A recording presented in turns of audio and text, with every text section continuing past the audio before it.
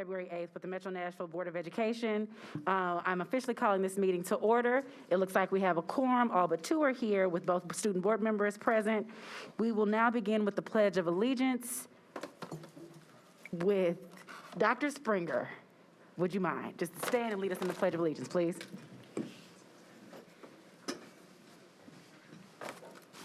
I pledge allegiance to the flag of the United States of America and to the republic for which it stands, one nation, under God, indivisible, with liberty and justice for all.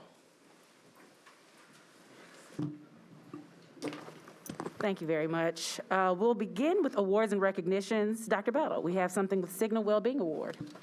Yes, thank you, Chair Buggs and board members.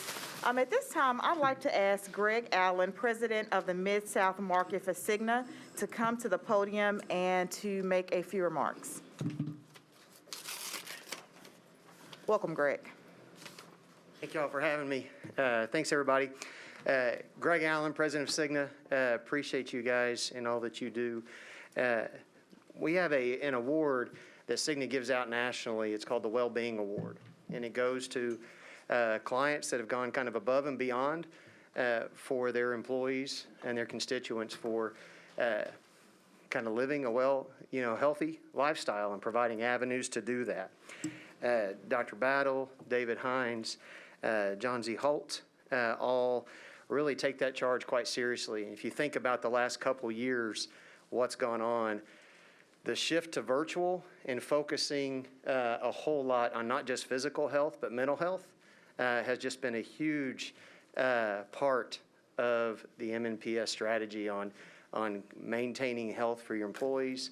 And it's just been something that when we look across the country, it's something that we wanted to make sure got recognized. And so on behalf of Cindy Sexton, Paul Huffman, your account team, Tony Doyle, kind of a sales leader in Tennessee, and myself, we just wanted to come and say thank you for all that you do in our community, but also give you a possibly a murder weapon, but an award. Strike that from the minutes. But an award that goes on a shelf, but mainly it's representative of all the work that you have orchestrated over the years, but especially these last couple of years in the environment we've been in. Just phenomenal results on what you guys have done. So thank you, and thank you for letting us be a part of recognizing you guys tonight. So thank you, Dr. Battle. Thank you. Can we get David Hines and Paula? Give me just. Oh, sorry. That's okay. Thank you so much, Greg. If you can hang out around the podium for just a moment. But again, thank you for recognizing our team in this way.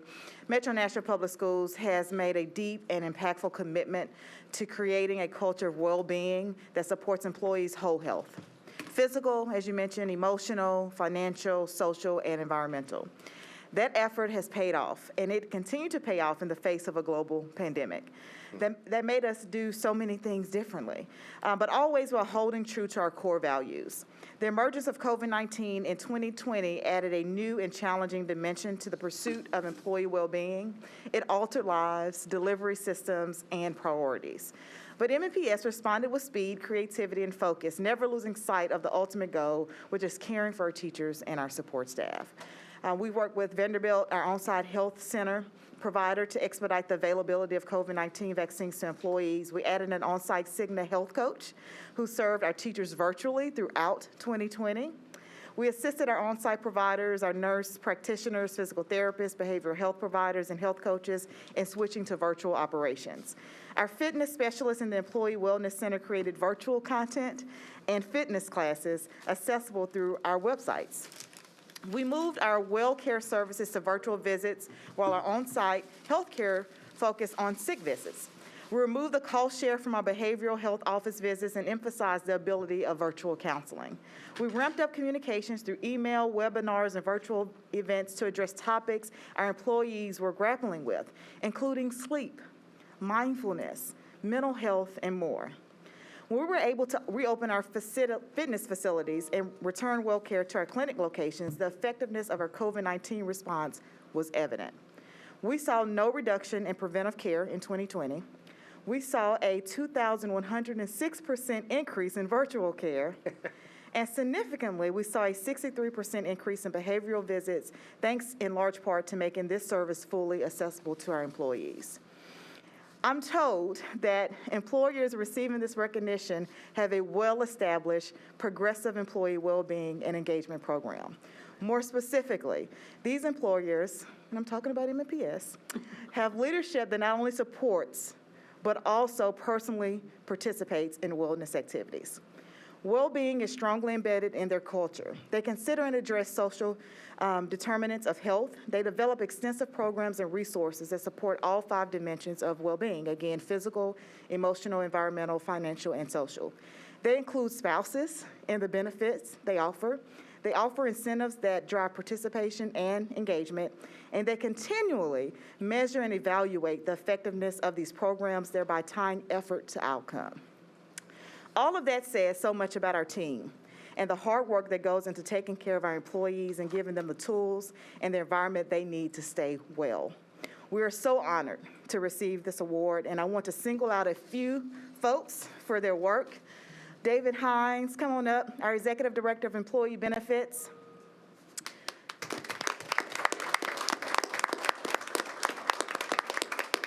I want to acknowledge David's leadership, his entire team that he leads, from those in human resources to those in the Wellness Center and our other family health care center locations across the county.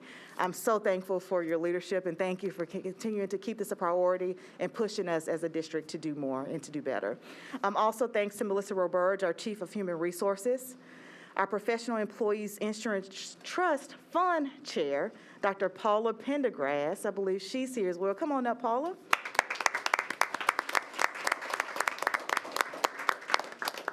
Paula represents MEA. And again, to all of our trustees who are in the room, from our Support Hub staff to other board members who support this great work. And thank you again so much, Greg, Allen, and Cigna for this great honor. And if you don't mind, I would like to, I'll pause for just a second, but as soon as Ms. Masters finishes giving a few remarks, I'd like for us all to come up and take a quick photo together. Thank you again. You absolutely covered it. I was jumping in, and you had like a whole prepared thing, so I appreciate that. I do attend the trust meetings on behalf of the board, and I'm just in awe of the amazing work that is done, and I'm proud to be a part of it. I think we at MNPS offer the best benefits package in the city, and I'm really proud of that, and I'm proud that we're able to receive this recognition for all of the hard work that you put in. And thank you, Greg, for coming. One final thing, Dr. Battle, you mentioned how David pushes you guys to be better.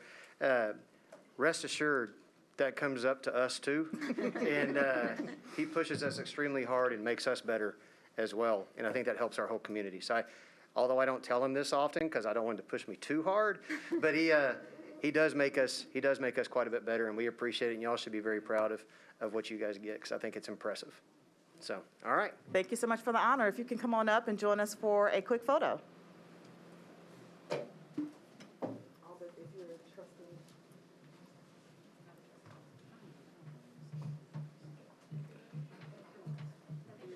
Trustees.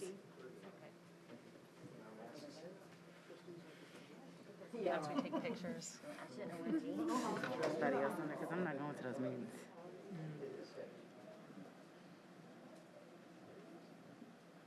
Who does do those meetings? Who's supposed to? It's 3 of us. Because it's me, her, and somebody else. I forget who the other person is, though. Yeah, I don't remember. That's what I'm gonna put John. That's what I'm gonna do. Another round of applause.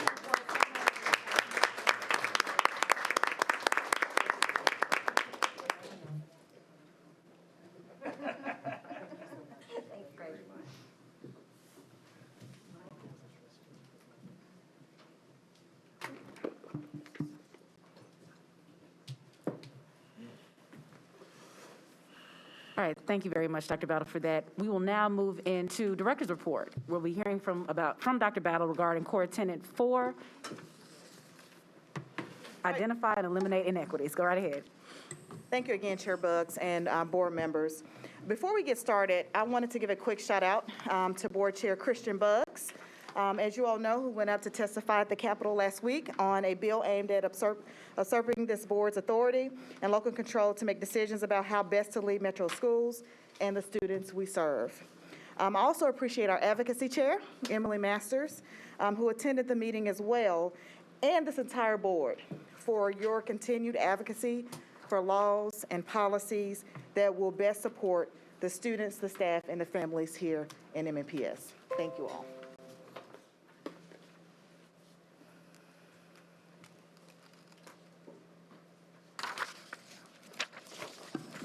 Now, this week, we got some great news that our COVID-19 case rate saw a steep decline among students last week compared to the previous 3 weeks of reported data. The number of positive cases reported throughout last week are still higher among students than at any other point last year. But the nearly 50% decline is a good sign that, as we expected, the strand was going to result in a very sharp spike of cases, followed by a steep decline. This is one data point, but I hope it leads us on a great trend and that a further decline will allow the board to consider discussing and considering some of our universal masking policies in the near future, as we're wanting to do before this surge caused us to delay those plans for the start of the second semester. Now, as a reminder, we have provided KN95 masks for any students and staff who want them prior to last week, and to add a further additional layer of protection against the virus. And we're continuing to offer testing for those who are determined to be exposed to the virus or who are experiencing COVID-like symptoms. So again, those masks, the testing are still made available to our students and staff as we continue to move throughout the semester.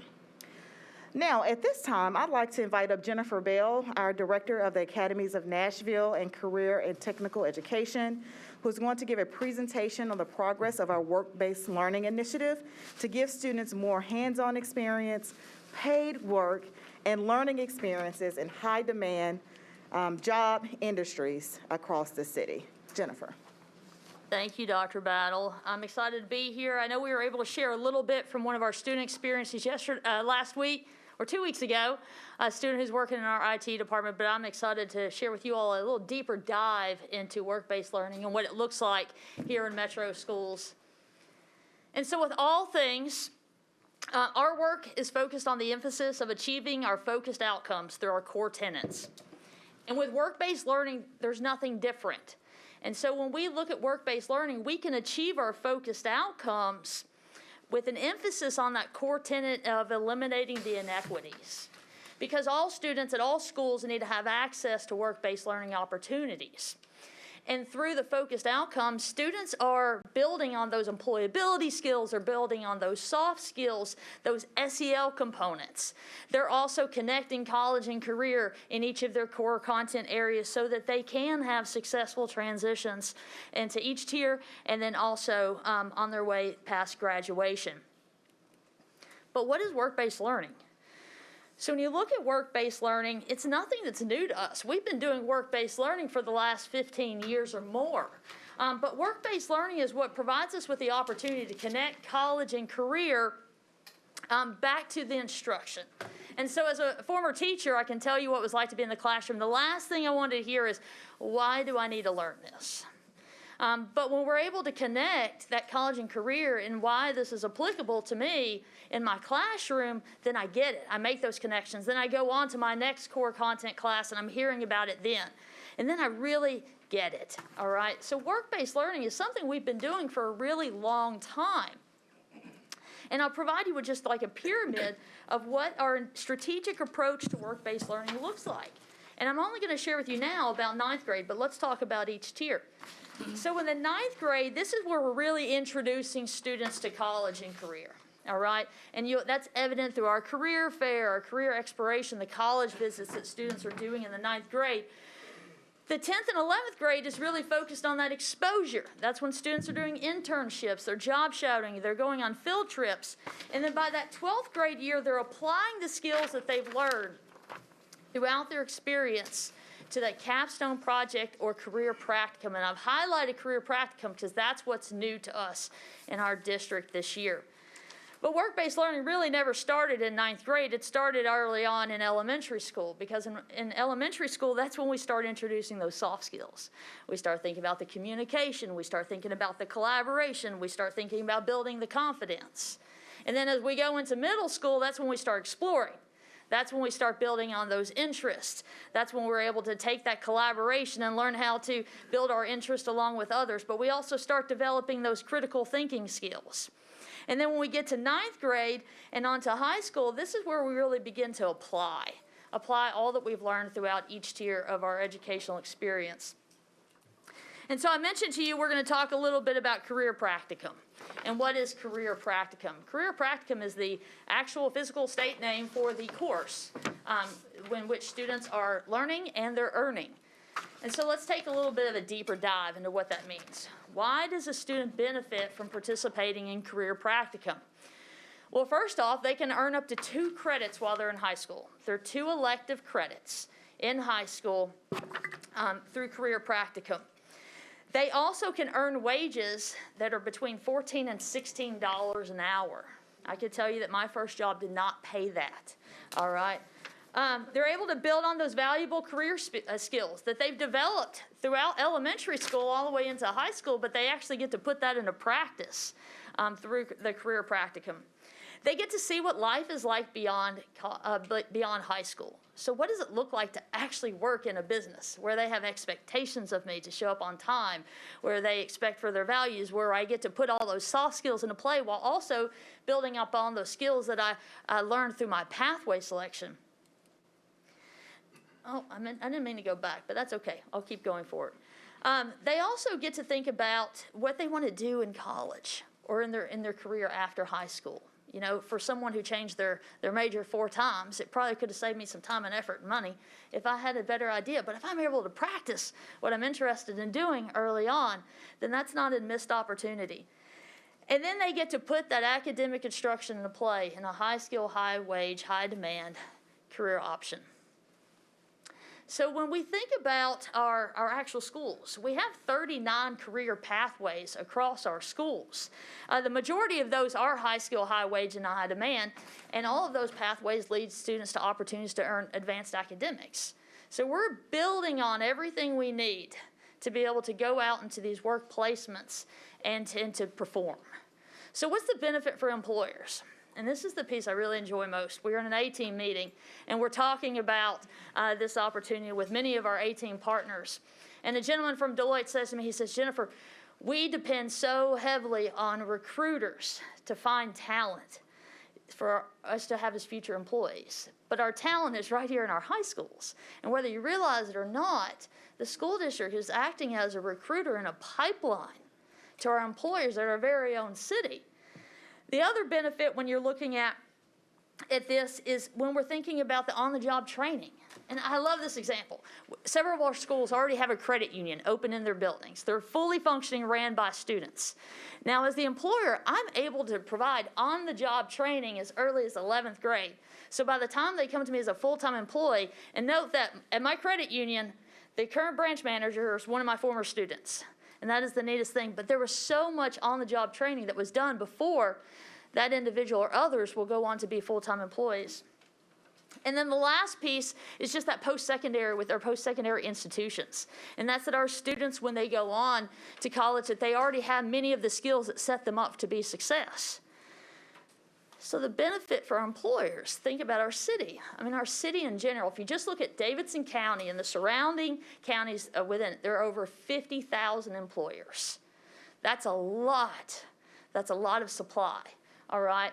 In addition to that, we have been, for the last 8 years, one of the top 10 growing cities in the nation.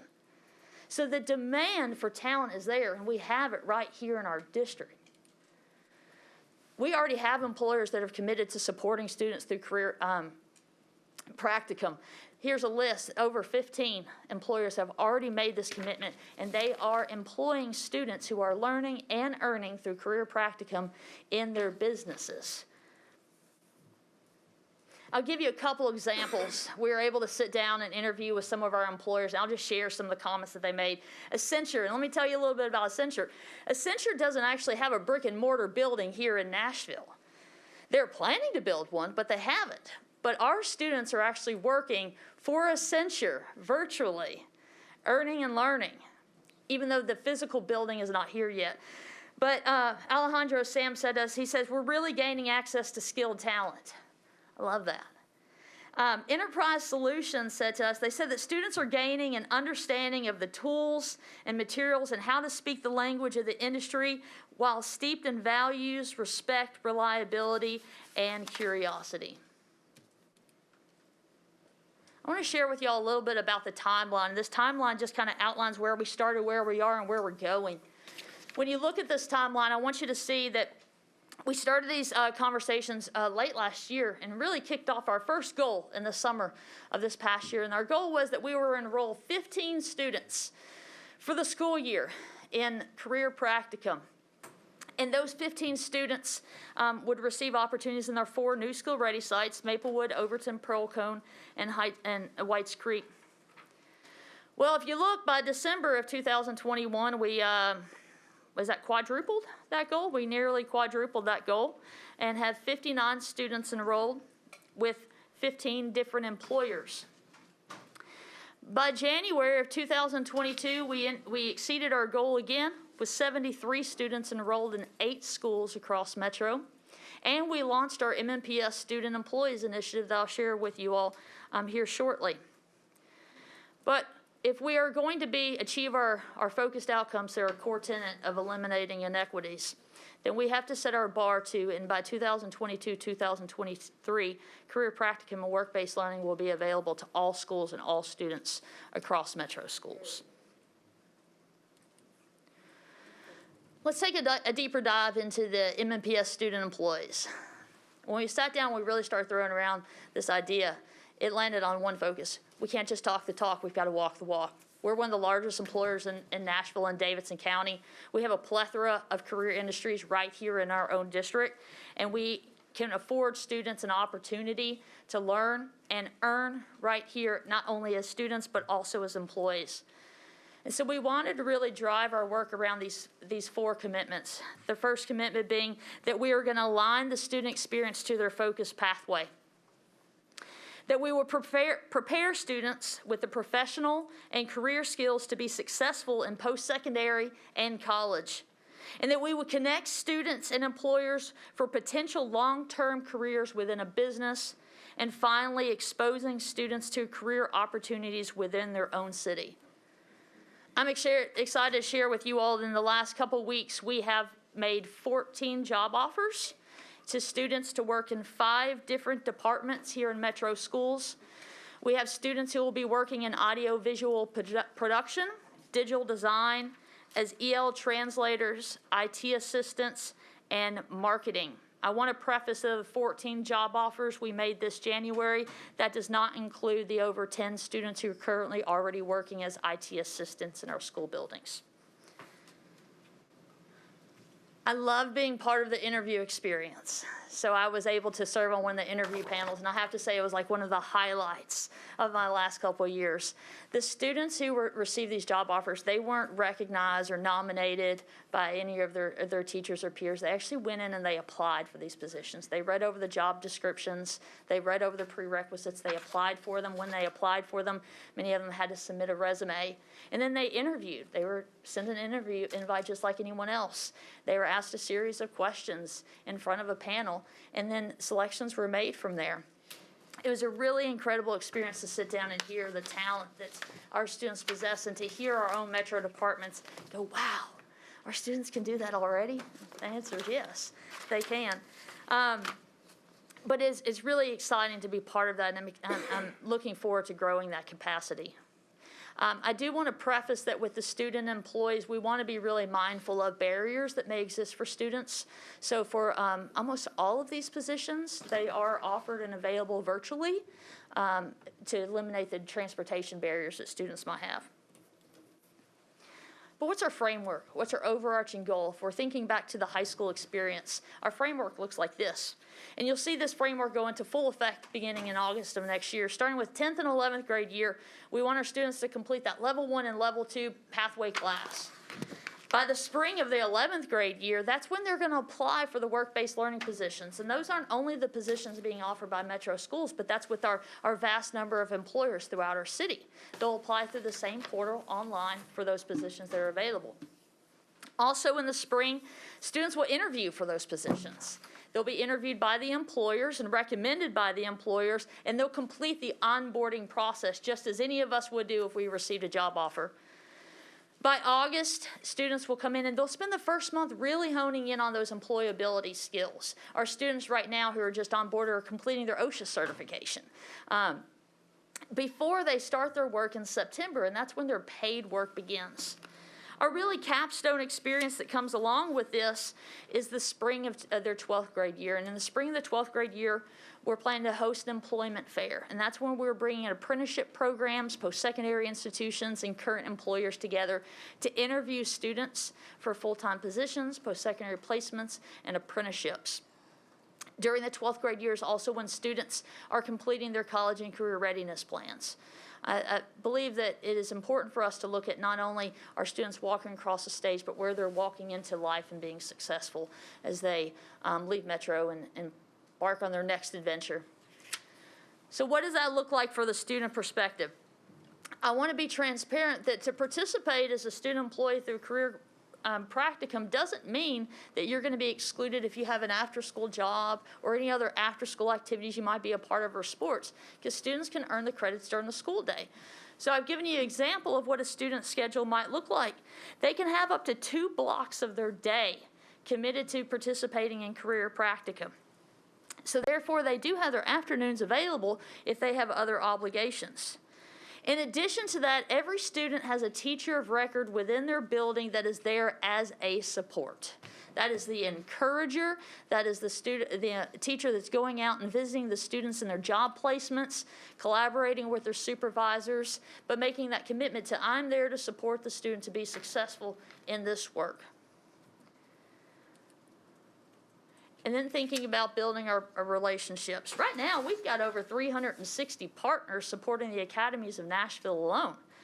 But if we're really going to build our capacity to bring on more employers than just the 15 or so that you saw previously, then we've really got to be strategic about knowing that our employers are aware of the opportunity, that they know that we are in partnership with them for the benefit of our students and also to our city. We will be launching an intent to apply. And so this intent to apply will go to our employers throughout the city, and they will be able to apply to have student employees working in their place of business. Those jobs will all be posted through our school website.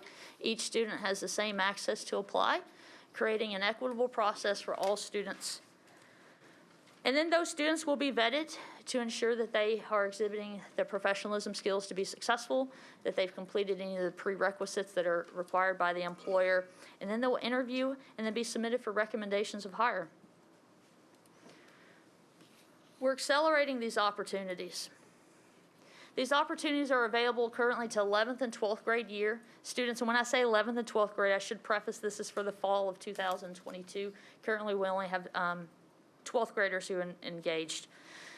They have to meet the criteria for the job description. And so we do leave that to our employers to outline what is the criteria. We really want to focus on the student in the here and now, all right? If you had a challenging 9th grade year, a challenging 10th grade year, we all have growth opportunities, right? So we want to afford all of our students to have those growth opportunities, to learn from those, and to not be excluded. So we're exhibiting our strengths in the classrooms through our attendance and our academic achievement in the here and now when we're applying for those positions. But you probably don't want to hear too much from me. I did invite a couple of our students. They were just recently offered positions with Metro schools in a couple of different departments. So I wanted them to share a little bit about their story, their interest in this work, and what their plans are. So I'm going to invite my friend Adrian Zachary here from Hillwood High School. Adrian was just offered a position working in audio video in our communications department.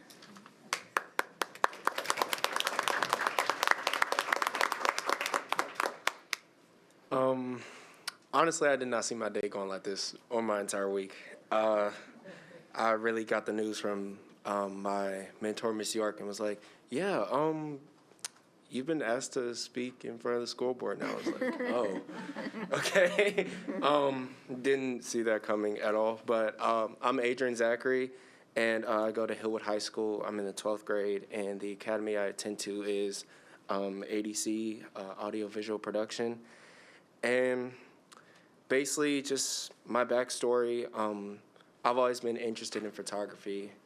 In the neighborhood I grew up in, it really wasn't ideal to do, so it pushed me to sports where, you know, a lot of people like me were doing like football, track, basketball, and I was really good at it. I've been doing it for years, like ever since I was little, since Pee-wee to like a couple months ago. And over those years, I really started to feel like I wasn't doing what I actually love to do. And like, you know, I wasn't really fulfilling my purpose. And it was just a hard decision growing up, especially when something that you grinded for so long that, you know, switching to a different thing is very difficult. So kind of during the start of the year, I chose to actually quit football and pursue my passion in photography that I've been doing. My coach, Coach Burton, really actually helped me make that decision for myself. I mean, I kind of came to him crying because it was a hard decision to make. And honestly, I couldn't tell my head coach for like the past week. And it was very difficult. But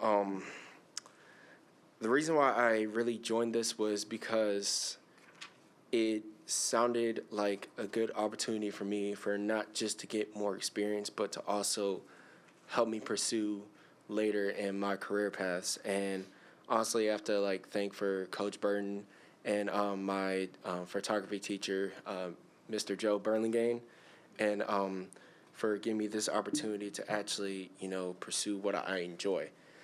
And during that time, I've really just been, you know, trying to work my frame, you know, like just experience and grow more on photography.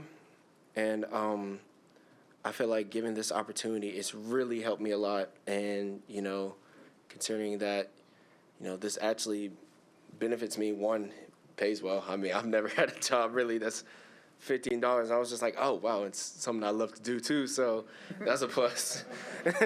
And obviously, you know, shorter schedules, like students like getting out of school a little bit early because, you know. And really, I enjoy, you know, doing what I love, and actually having a team and a program to influence me to go farther and beyond and to help me grow, not as only as a person, but, you know, grow in what I like to do. It seems like a very great opportunity. And, you know, my plans are to really travel the world and do photography and share my story of different places I go to, different places I travel, and, you know, show other people that my experiences, you know, can be their experiences. I always feel like the world is so big and vast for anyone not just to see it like, you know, obviously I don't want to stay here. I want to go different places. I want to see Barcelona, Spain. I want to see Rome.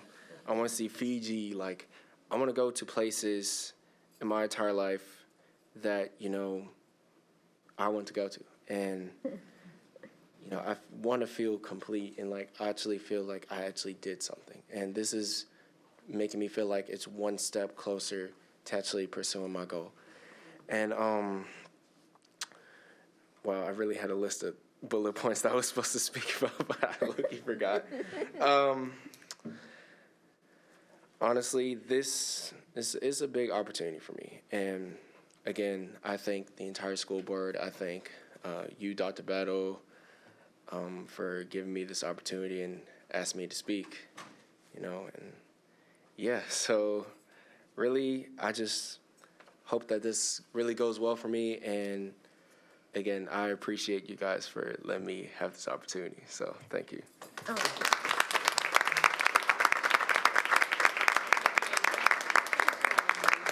now invite Ali Masson from Antioch High School.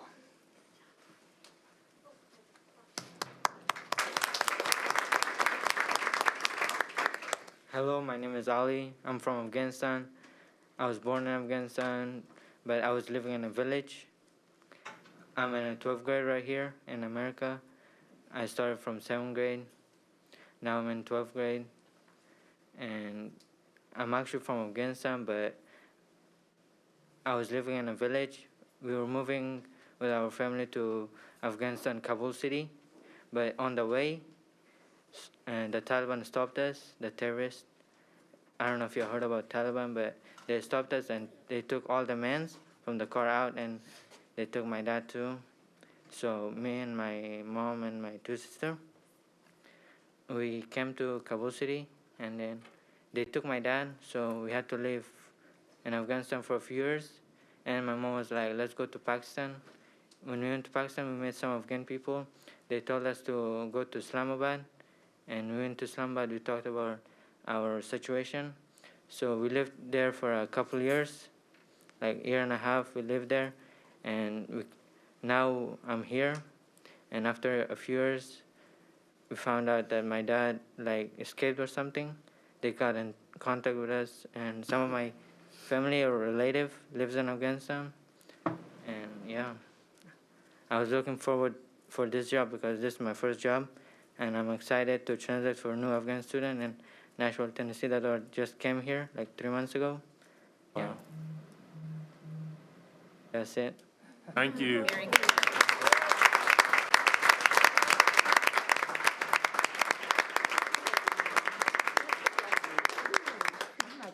Thank you, Ollie. Here with you a couple of pictures of some of our students and their work assignments. What are our priorities? Our priorities right now for successful career practicum expansion is to really improve our internal structures for implementation. If we're going to scale, we have to make sure that our structure is intact. Secondly is to connect with our employers, connecting with our local employers to build that capacity. Third, to engage students. And then fourth, to collect the impact data. What type of impact does this work have for our students and our community? If I could ask any support of our board this evening, is to be ambassadors for this work. It's to help spread the word that we have talent and you have needs. We're working with advocacy groups to help to alleviate some barriers for our students who would otherwise might be exempt. So continue to advocate for that work, equity of access for all students.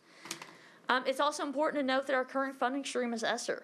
And to sustain this work, we need the funding to sustain the work after ESSER sunsets. So I appreciate you all for the opportunity to share. Dr. Battle, thank you for the time, and I'll turn it back over to you.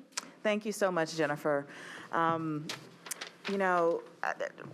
Just looking out at Jennifer and hearing about the work-based learning, career practicum work today, it reminded me of a few things. One, just making or expressing the commitment that we have to our academies of Nashville. And for those of you who are in the room and those that are watching, our academies of Nashville are internationally known, not just nationally known. We have visitors come to us multiple times each semester to learn from our academies of Nashville model and what it took to get to the level we are and how to sustain such great work. So thank you for your continued work in that space. And as Jennifer mentioned, there's lots of reasons around our why this work is so important for us. It is about the advanced opportunities and experiences for our students.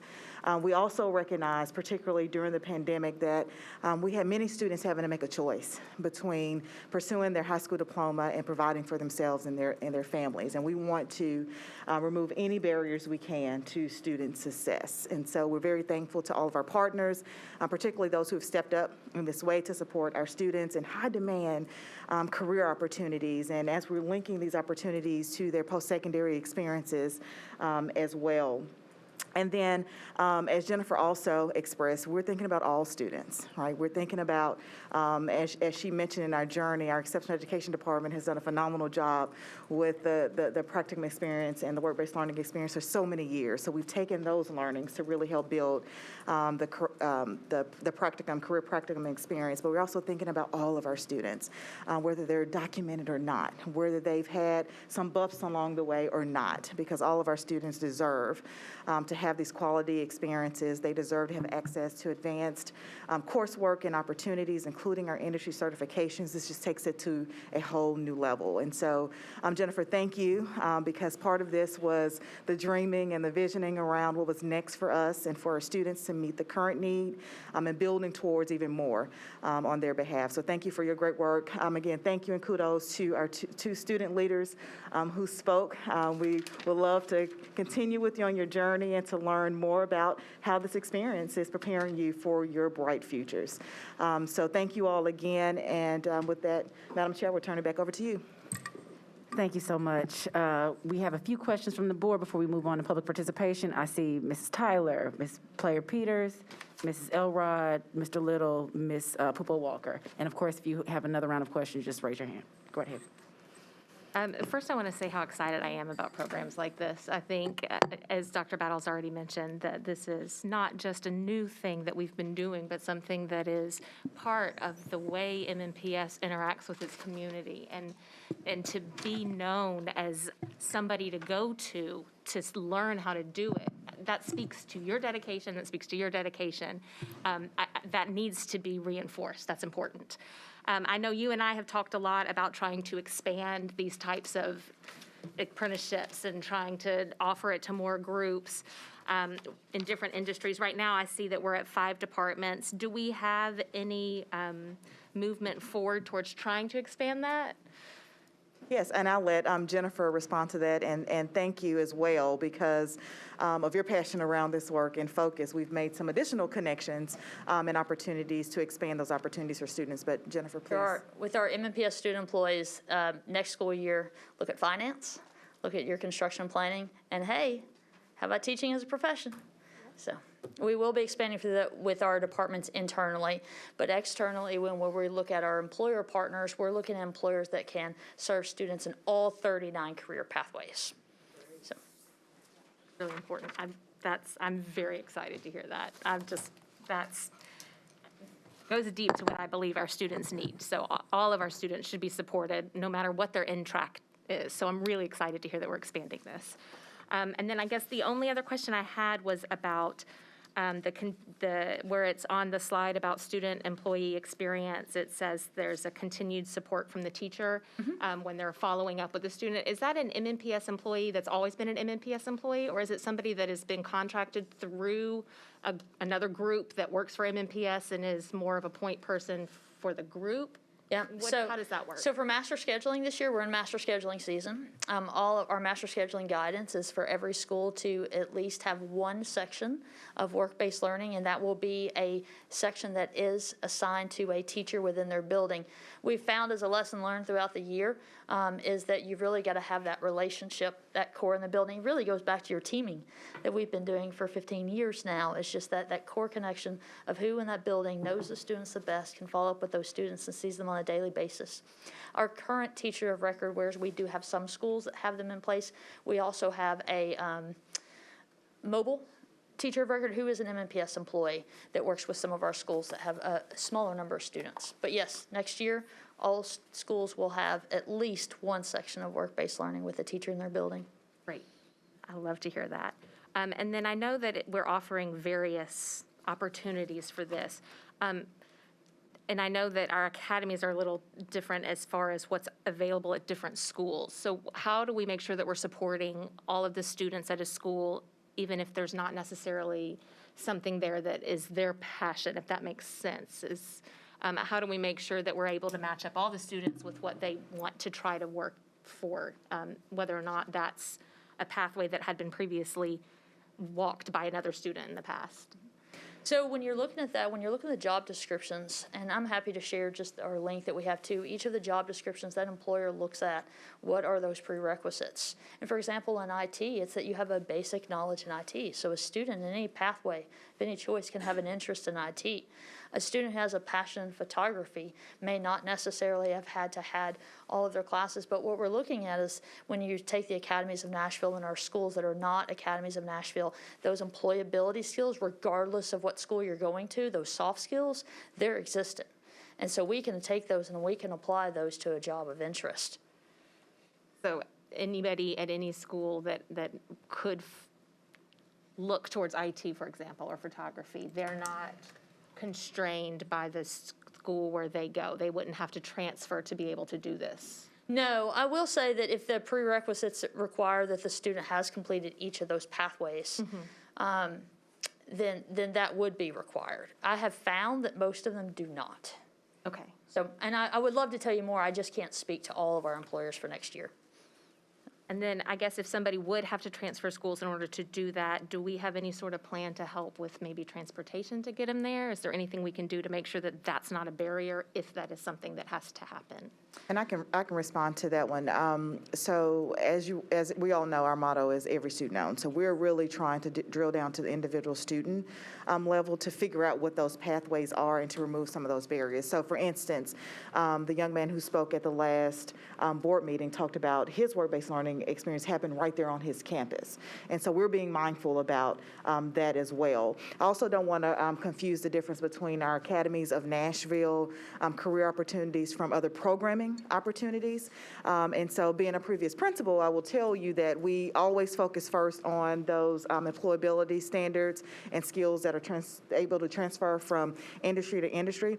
But we also built programs that met the needs of our students. So students can also take courses outside of their pathway when needed and when that demand is there. We're also looking at how do we break down some of the barriers to access, that if there's a course being offered in one school, it might not be the connect direct teacher in front of you, but how we can engage you in those instructional lessons as well. So we're trying to kind of look at each of those cases and determine what's the best way to get students what they want.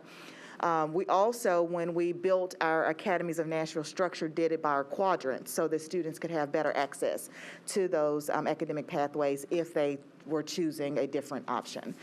So we're looking at it through many different ways. So we know that the career academy options on the south side of our district are a mirror what happens on the north side, so that students have better access to those academies of Nashville. Hear that. I think that's all I have. I'm just really, really excited about this. So I'm glad to hear that we're continuing to move forward and that it's exciting for you guys as well. So thank you. Ms. Player-Peters.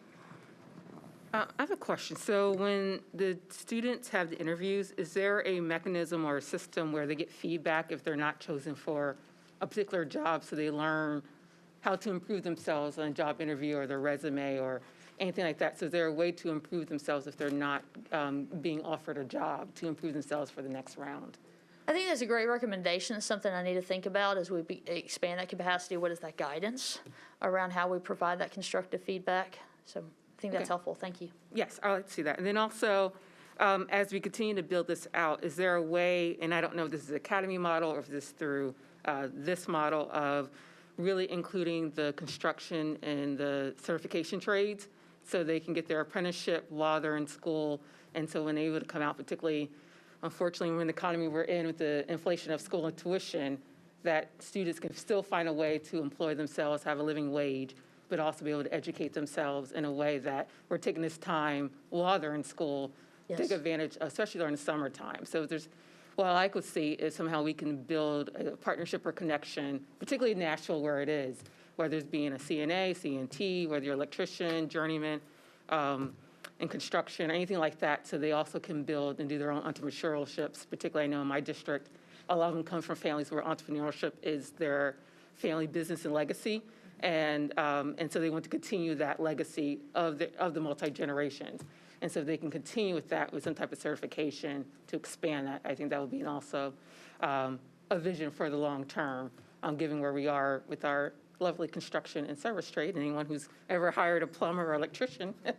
Absolutely. It touches close, for sure. I can tell you that we have had so much interest from our registered apprenticeships around construction. And so we're having great conversations. You can absolutely expect to see those positions available.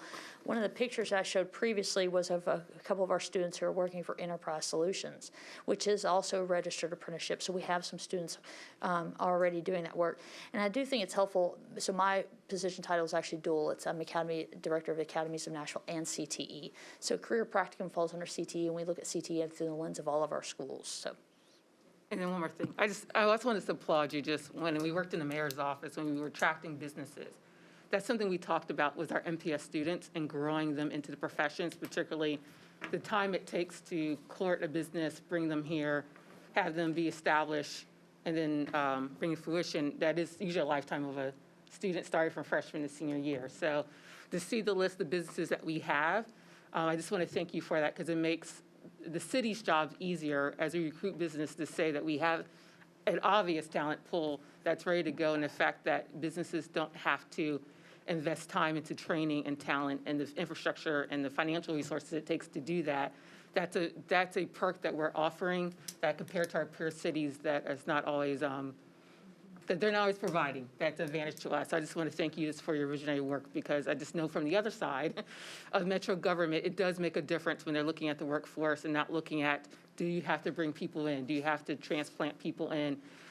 Because the workforce is not here. But the fact that we're being visionary and long-term about that, I just appreciate you doing that and just being innovative with that.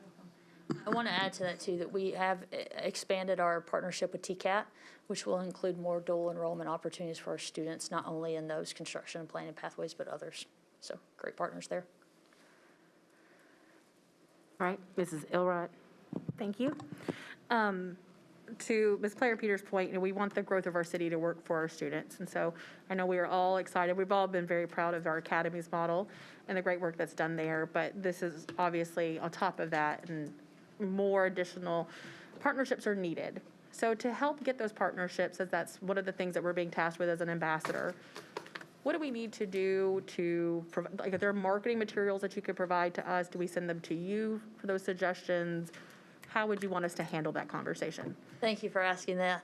So we're actually finalizing the plans of the structure of that launch, and so we are looking to do a big kickoff here in late March, early April. And at that time, I'd love to share some information prior to on how we can all speak the same language. Perfect. Yeah, I think that would be ideal. My hope is as well that we're talking with the city. We, of course, have lots of positions within MNPS, as we discussed, that are great options for our students, but our city does as well. And so I think that would be a great partnership. And of course, us working with the many different chambers that we have across the city would be wonderful. And so as in the conversations with us acting as ambassadors, if you need us to help with those conversations or anything along those lines, please let us know so that we can speak eloquently to that. Thank you. We do have a few students working for the state. Oh, good. Yes. So it's That's interesting. Yes. Okay, thank you. You're welcome. All right, Mr. Little. First, can we give it up for those two students? Just really quick, like.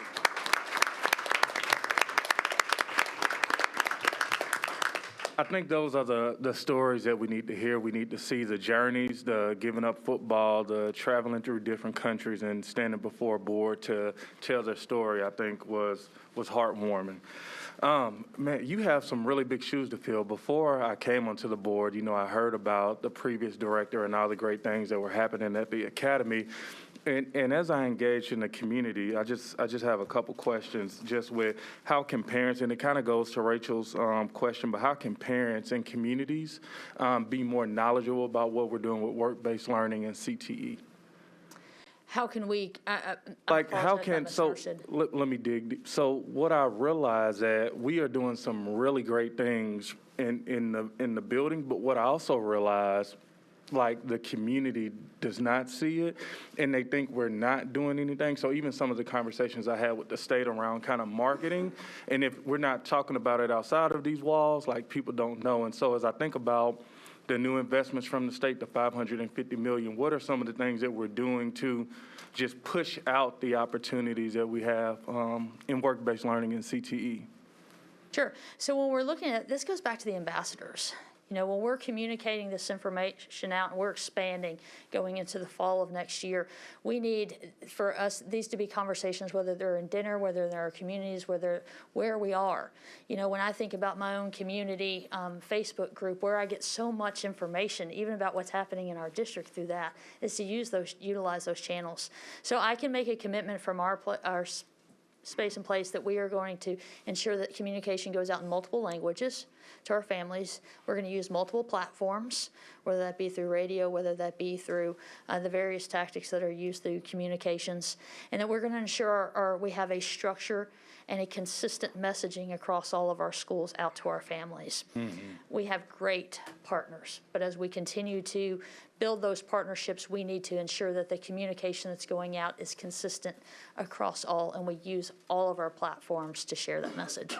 And since we talked about funding in that question, I do want to bring back up and highlight again that we're leveraging our ESSER funds to help accelerate this work. So we're not waiting for any funds from any. This is a priority for us to get this right on behalf of our students. And of course, we heard two great students represent that tonight. We are unclear of the details of the $500 million that was announced last week before last, and we just don't know. We don't have any clarity around what that will look like, but we're also not waiting for that, and we're trying to take control over the pathways and opportunities for our students. But as we learn more, and if that money should impact what we can do here locally, we'll definitely update the board.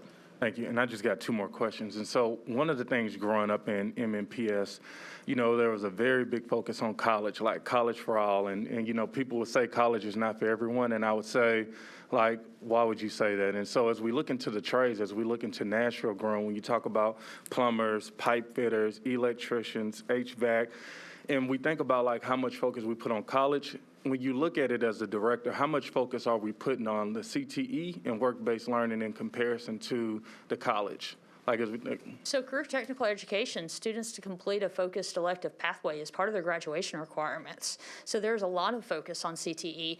And as evident as Dr. Battle has shared, and what you'll see in not only our academy schools, but the conversations we're having in the schools that aren't considered the academies of Nashville, is that we're integrating those college and career conversations across all of our content areas. Thank you, thank you. And then the last question, and I know I had one more, but you said it's coming out late March for the written strategy, but kind of what is the success rate as students phase out and get ready for like post-secondary certification?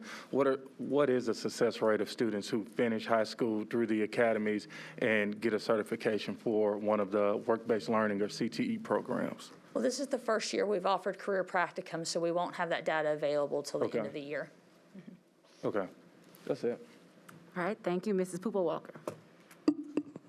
I just first want to say to Jennifer that we used to work together at Glen Cliff with Dr. Battle, and who you have here before you is recognized, awarded teacher, assistant principal, academy principal, who has done the work in the schools, and to see you now leading this is really inspiring, and I'm excited that you're in this spot.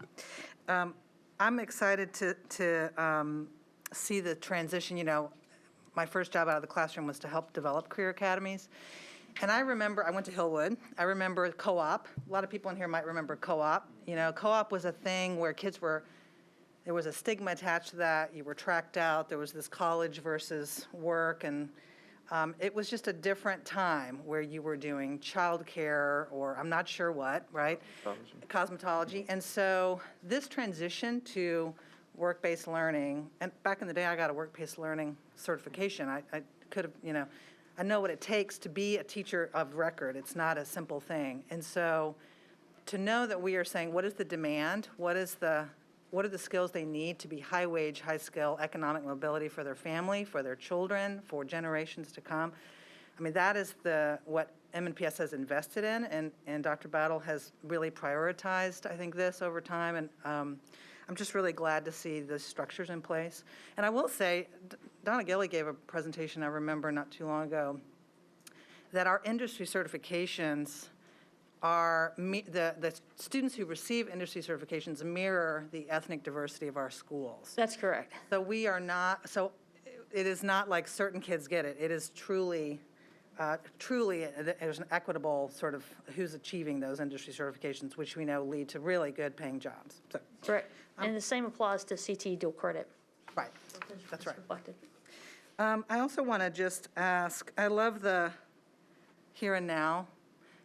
A lot of kids freshman year is a difficult year, the most difficult year, that we're not penalizing them when they're a senior, when they're a junior, for things that happened in their ninth grade year. I think we've all benefited from second chances. I think that that's a really important theory to put behind this work.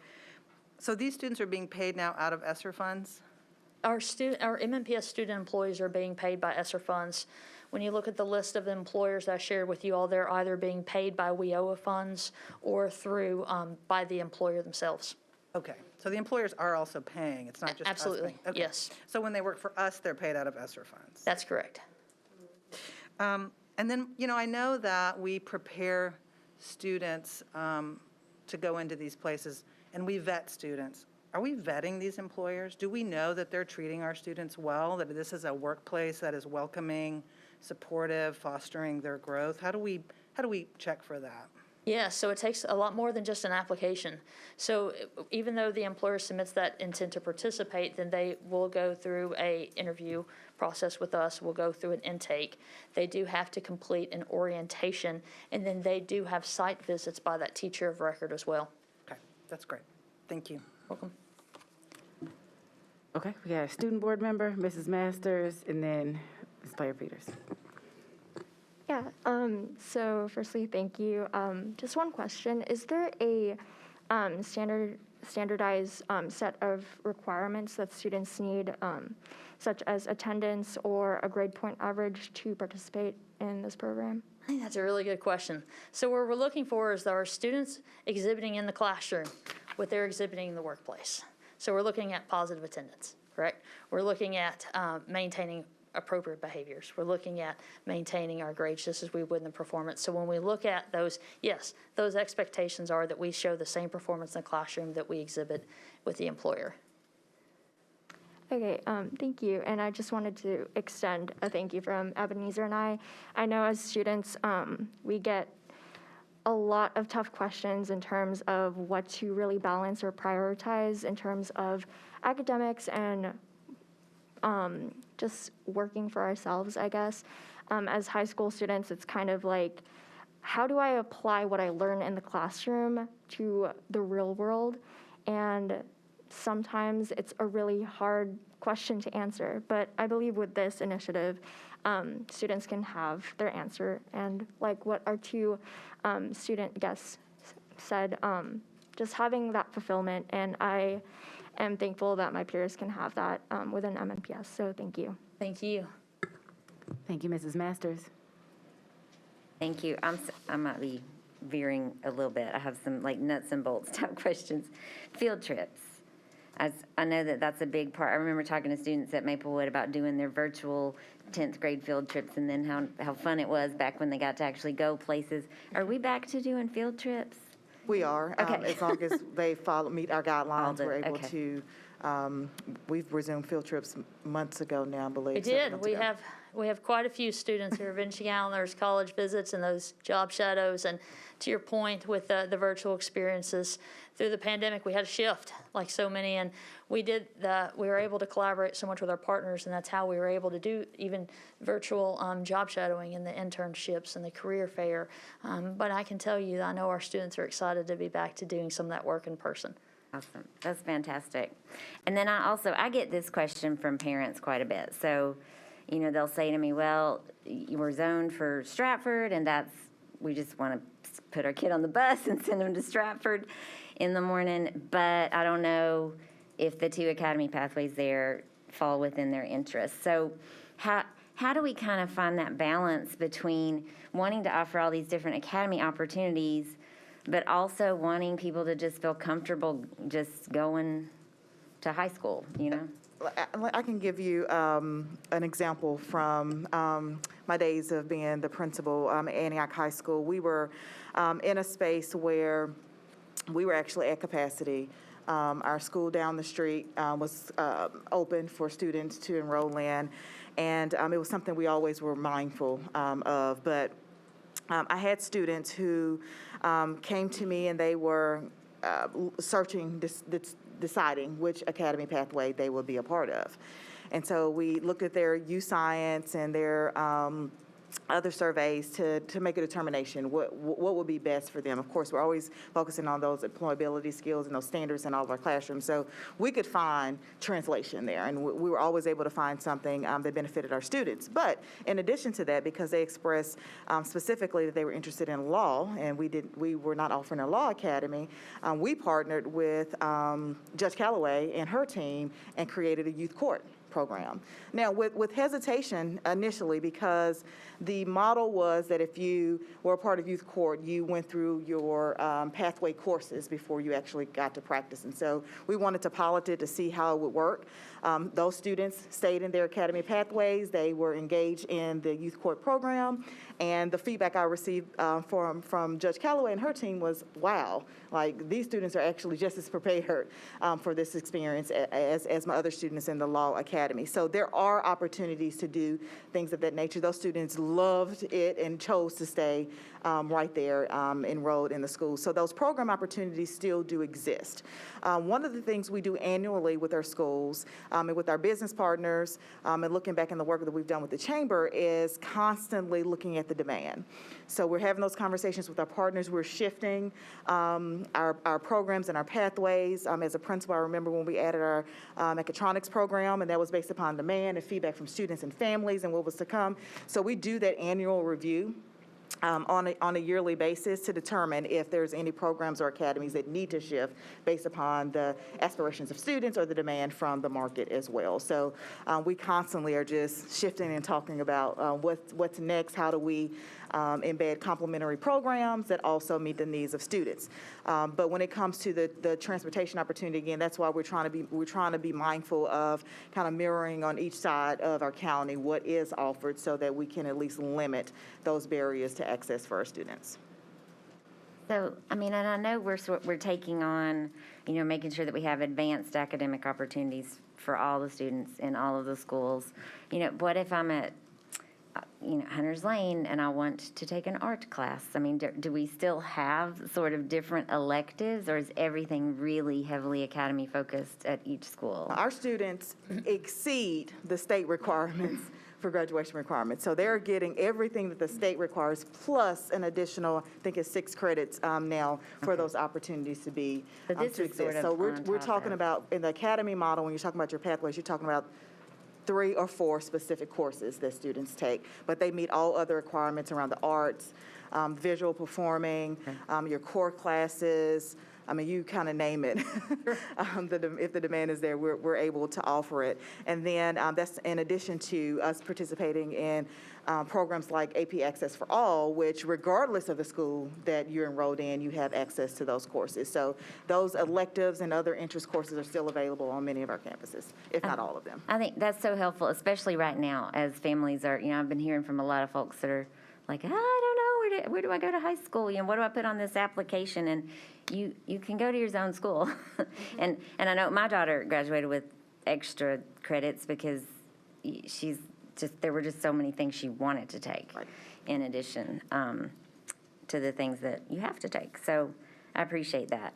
I heard a couple stories when we were touring of like one young lady who was in cosmetology and realized through that she wanted to go to college and get a degree in business and open her own salon. So One of the highlights of that is the entrepreneurship class. yes, at Maplewood Absolutely. Entrepreneur Academy. Yes. Yeah. Great, thank you. All right. Mrs. Player Peters, and then Ebenezer. Okay. Mrs. Player Peters? And it's something to think about. I think we can be creative with the budgeting after the ESSER funds expire. And something I remember we did in the mayor's office, there was Project Grad, where we started a private fund, and this is great for private partnership, where funding was through wraparound services for students that went to Nashville State. And we can mirror the same thing for this program. So something as we think long-term, what could be funded by the private sector to help with the barriers, to limit the barriers while we obviously pay for the curriculum. But whether it's transportation, whether it's equipment, technology, things like that, what can we do and how can we start building towards a fund for that and take these runway years, use ESSER funds as runway years to build into a corporate fund where the companies that are benefiting from it can do like a foundation, and we can use that funding to help fund some of these programs along with the public dollars. So it's not, there won't be a financial cliff, but it's also invested where everyone has skin in the game. We do, they do. So it's something we could think about that I would love to kind of talk more thoroughly over the next couple of years. How can we use the government-private partnership to create some nonprofit funds so they can invest into our community of students to fund these initiatives in the long term? Thank you. I made a note of that, too. Appreciate it. All right, Ebenezer. So first of all, I wanted to reiterate what Angeli said about us being thankful for this program. And we want you to know that, as student board members, we're here to help advertise with the student body. But the question that I had was, with schools that don't have specific pathways, for example, magnet schools like MLK and Hume-Fogg, would they still be able to have like a part in this program, or are they not, Absolutely. Yes, every school will have access to participate in career practicum. And so that's why I mentioned with master scheduling, all schools will schedule at minimum of one section of work-based learning, career practicum for the fall. Okay, thank you.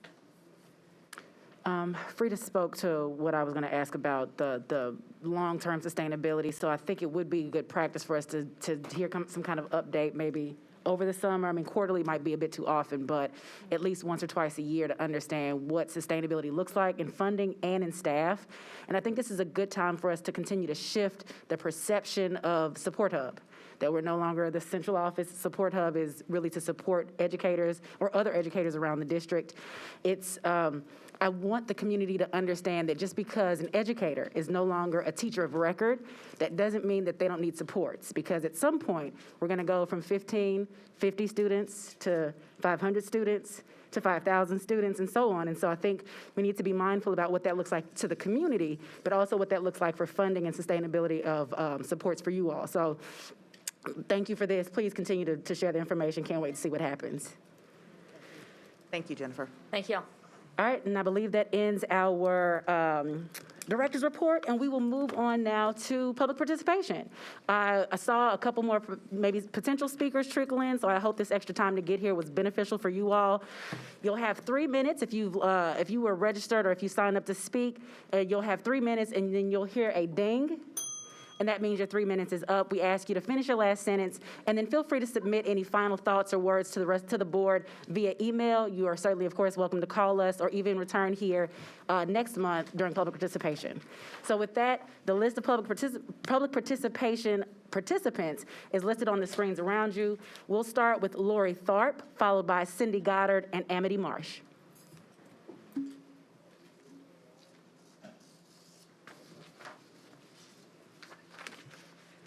Again, Lori Tharp, Cindy Goddard,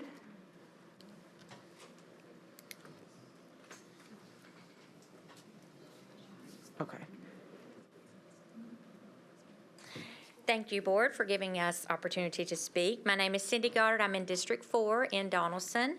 I'm here representing Moms for Liberty, and as you know, our main focus is what's being taught to children in the classroom. We're also fighting to establish and protect parental rights, as we don't believe they stop at the classroom door. Our chapter is just beginning to dive into books that are in our libraries at the public schools, and I'm going to present one book tonight that I know is in MNPS schools, high school. It's called Eleanor and Park. It is by Rainbow Rowell. It is on a 3rd grade reading level, though, so kids that can read on a 3rd grade level can access it. Some of the red flags in this book are sexual content, pornography, physical abuse, peer-to-peer, bigotry, racism, stereotypes, violence, alcohol and drug use, drunk driving, and extreme profanity. A few quotes from the book, and I'm going to not use the words. Chapter 48, page 283. I know you're a slut. You smell like CUM. Chapter 16, page 75. Do I make you wet? Chapter 45, page 275. Do you think we should get in the back seat? She pushed off of him and slid over the back seat. God, it was huge. It was glorious. Not even a second later, Park landed on top of her. Chapter 48, page 282. S-U-C-K me off. Sit down, he said. He came out angrily. The girl turned to him like she couldn't tell whether he was a jerk or what. And I hate to say this one. Jesus, F-U-C-K. Some of the profanity in the book, there's a total of 272 sensitive words in the book that's only 335 pages long, and you can find it on the shelves at our high school. F-U-C-K is 62 times mentioned in this book that our kids can check out tomorrow if they want to. D-I-C-K 2 times, the P word 3 times. The B words 14 times. And just general sex, screw, pregnant, whore, fag, gay, rape, drunk, beer, slut, pissed, S-H-I-T, demon, D-A-M-N. The most used word 75 times is using God's name in vain. Makes me sick. The word Jesus is used not in a glorious manner 24 times. We need to take a look at the books that are in our schools. We need to get rid of this trash. This does not belong in Metro Public Schools. Thank you for your time. Thank you. Amity Marsh. No Amity Marsh. Jeremiah Wooten. No Jeremiah Wooten. Jason Chatham.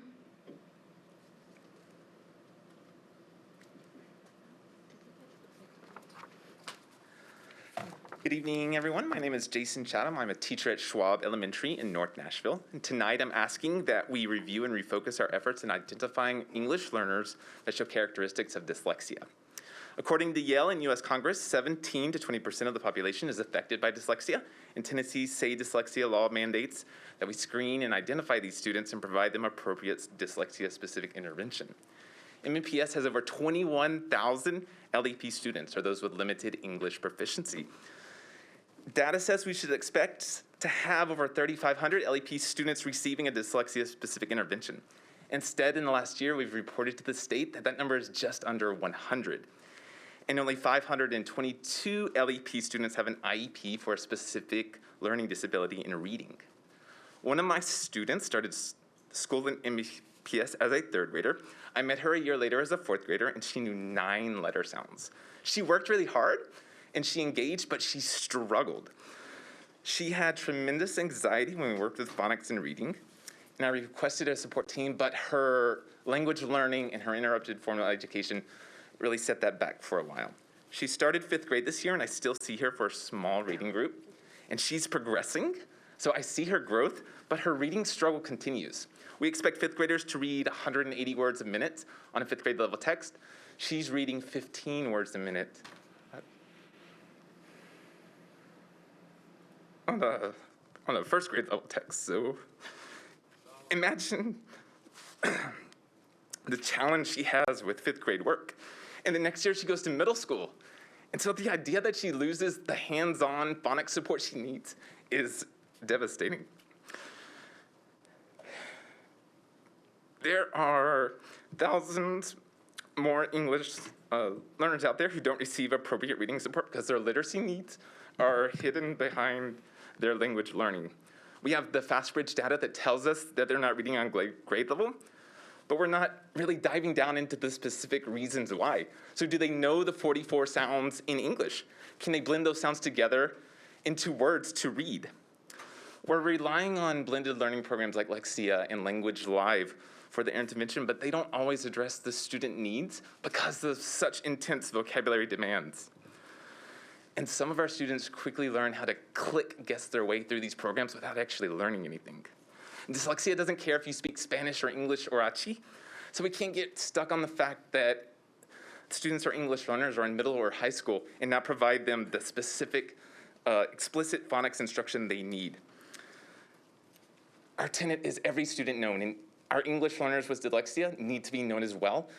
The first step towards providing them the rigorous and individualized instruction they need is to identify those needs. So please, let's work on it. Thank you. Thank you. Eric Warfield.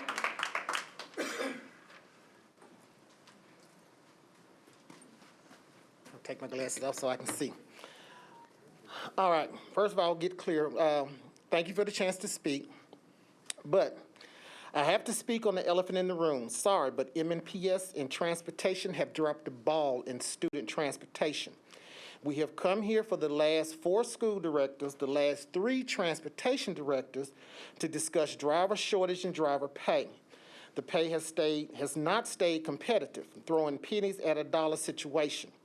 A quick inquiry on any job search engine in Nashville will tell you that MNPS is $5 to $7 or more behind for any Class B CDL licensed driver.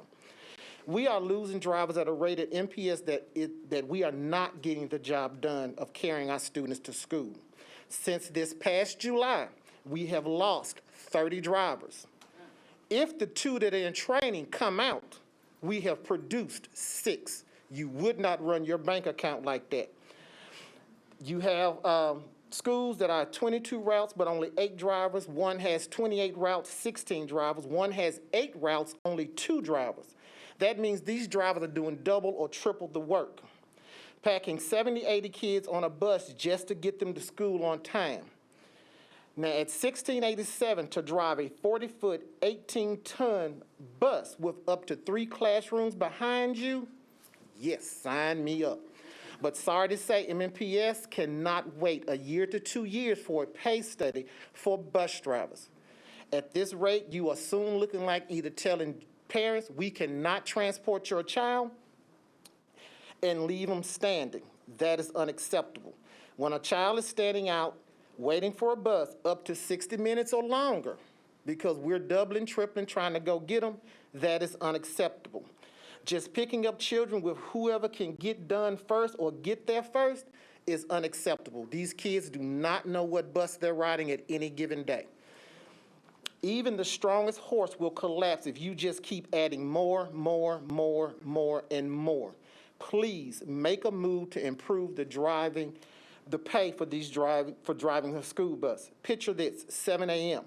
A student and a trash can are sitting on the side of the road. Who will this city pay to pick one of them up soon and safely? The trash man is going to make more money than that bus driver picking up your child. There's a problem with that. These drivers need a raise across the board, 3 months to 30 years. It needs to happen, because as long as they are holding a CDL in their pocket, somebody else in this city is looking for them. Whether it's driving a school bus, trash truck, cement truck, Amazon, you pay $16.87. You can go to Ross and make $16.87. Last statement, transportation is. If you don't mind, could you send that? Transportation is not. If you don't mind, playing with Mr. education. Warfield, can you send that on to us, A, so we have all the information, and B, so that we are appropriate and consistent? I sure will. Thank you. All right, Jennifer Vader.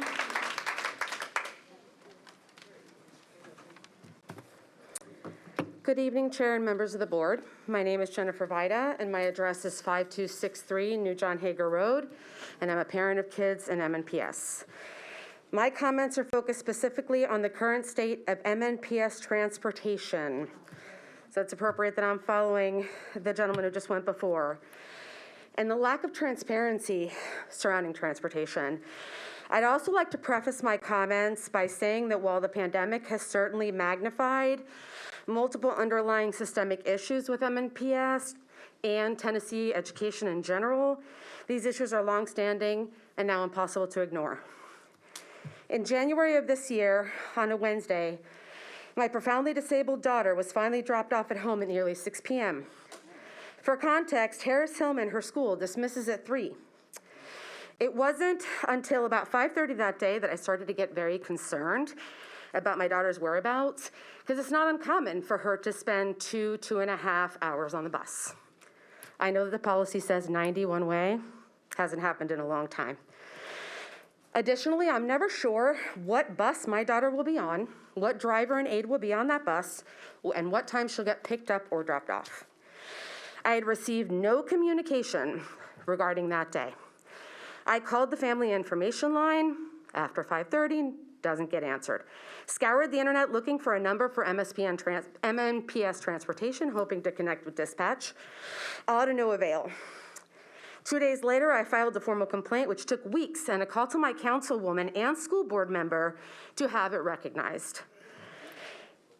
I asked for a stopgap measure to ensure this wouldn't happen again, because let me be clear, my nonverbal disabled child who gets tremors when she's on a bus too long, who has self-harming behaviors by biting herself when she gets frustrated, because she's nonverbal, and wears a diaper that should be changed every 2 to 2.5 hours, was missing for an hour and a half that day, and I was unable to confirm her safety. During this time, I also called the Department of Education, only to be met with answering machines, no matter who I called, and an automatic message that said, sorry, this mailbox is full. Safe school transportation is one of the great equalizers for school-aged children, and so much of what we do hinges on buses operating properly. I want to emphasize that I don't see any responsibility that should be placed upon our frontline workers, our drivers, and even their direct supervisors. They are the ones who consistently bear the brunt of this frustration, while the decision makers are gatekeeping access to themselves. Something has to be done. It's gone from just being wrong to being dangerous and unethical. Thank you. Thank you. Carolyn Lutz. Carolyn Lutz. Oh, I'm so sorry. Bernadette Minyard.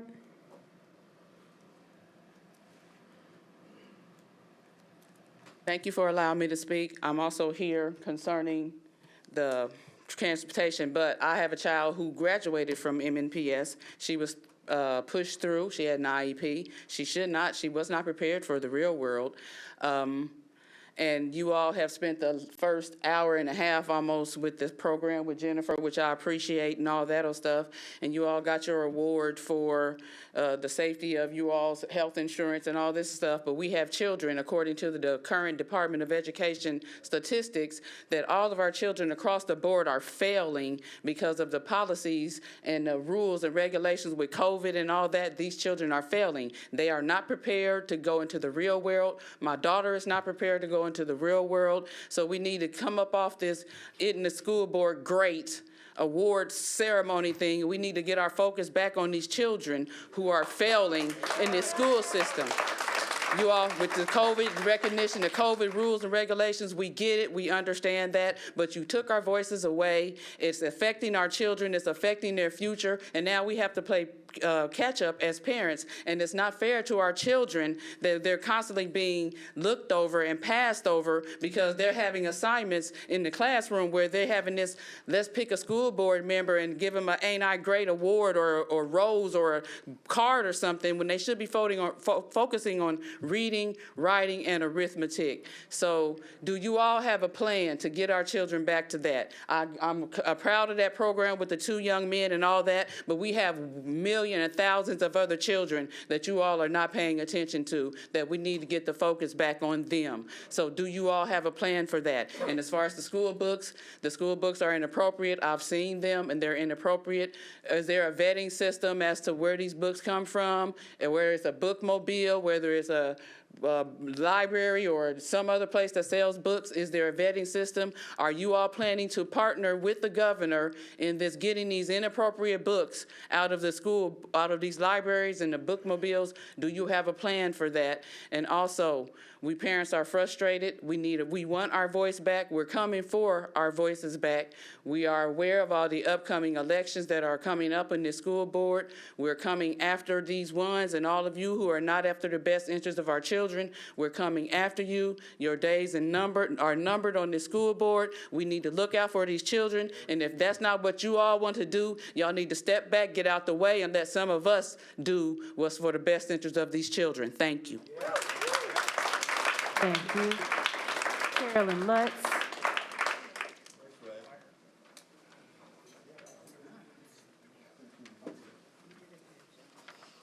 Good evening. My name's Carolyn Lutz. I live at 113 Kennett Road in Old Hickory. I am here on behalf of Moms for Liberty, and I want to let you know that we're not going away. We've been here several times, almost every meeting, as you know. In November, we talked about some questions that we wanted to ask you that we followed up with hard copies and emails to each of you board members, but we only received an answer to one question from John Little. We are asking that each member answer all 3 questions. With elections coming up in 9 months, we are prepared to inform. We want to prepare and inform the public so that we can make informed voting decisions. We believe answers to these questions are what the community wants, as Bernadette suggested. We want to determine where each of you stand on certain issues. We realize that, of course, you can't answer tonight, so we will send you the questions again, and we expect some answers. My question for you this evening is the question about the ESSER grants that MNPS received. According to MNPS website, in response to COVID-19, the U.S. Congress passed several pieces of legislation that sent billions of dollars in relief funds to the states, a total of $4.2 billion to be spent on schools across the states in 3 phases. The elementary and secondary school emergency relief fund, and the 3rd phase that was included in the American Rescue Plan, MNPS was granted $276 million. So, where did the money go? How much of it has been spent and on what exactly? Has there been any money spent on the study and efficiency of industrial hygiene incentives for the schools themselves other than masks? Are there any strings attached to such a huge piece of federal funding? What are the incentives?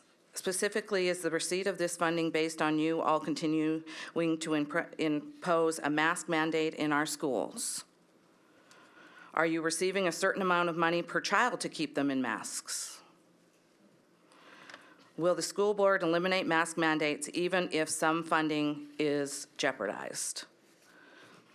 These are very important questions. These are our kids, and we're not going away. So we're expecting you to serve us as Thank you. You should. Jennifer Conder. Jennifer Conder. Cindy Goddard. Oh, that's a repeat. Jennifer Conder could not be here, so I'm Mary French. I'm taking her place. I'm representing Moms for Liberty. There's a textbook Transparency Act. Please tell us where the current teachers' manuals live online and how we can gain access to them as required by this textbook Transparency Act. Parents need to know what teachers are teaching their children. We would like to know also where you stand on COVID-19 vaccine mandate for children in our public schools. So these questions are going to be for you to answer. Realizing you may have both a personal opinion about a vaccine mandate and also a board position on the subject, we would like to know how you feel on both terms. Do you think that children should be required to get the vaccine in order to stay in school, or do you believe it should be a personal decision made by the student's parents? If you are for a vaccine mandate for all students, how do you think schools should handle the unvaccinated? Should the unvaccinated students be separated from those who have been vaccinated, or should they be banned from coming to school altogether?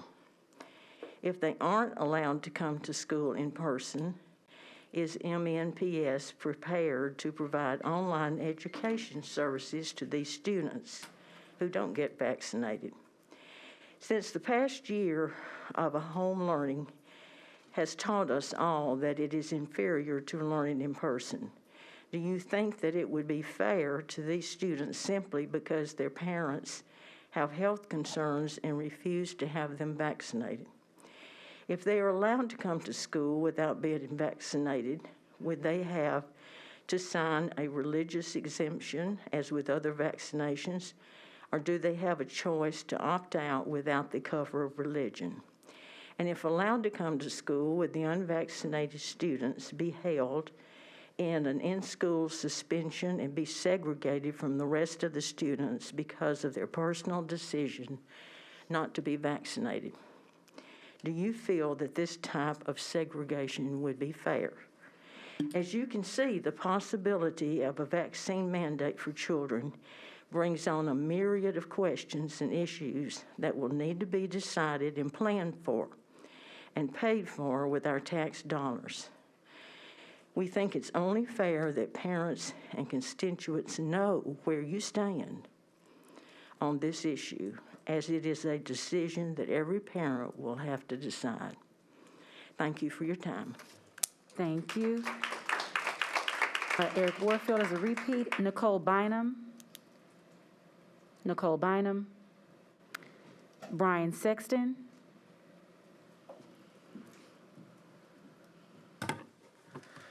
Good afternoon. I was about to say good afternoon. Good evening, School Board Chair, honorable board members, Dr. Battle, community members. My name is Brian Sexton, and I am proud to serve as Vice Chair of the Music Makes Us Advisory Council.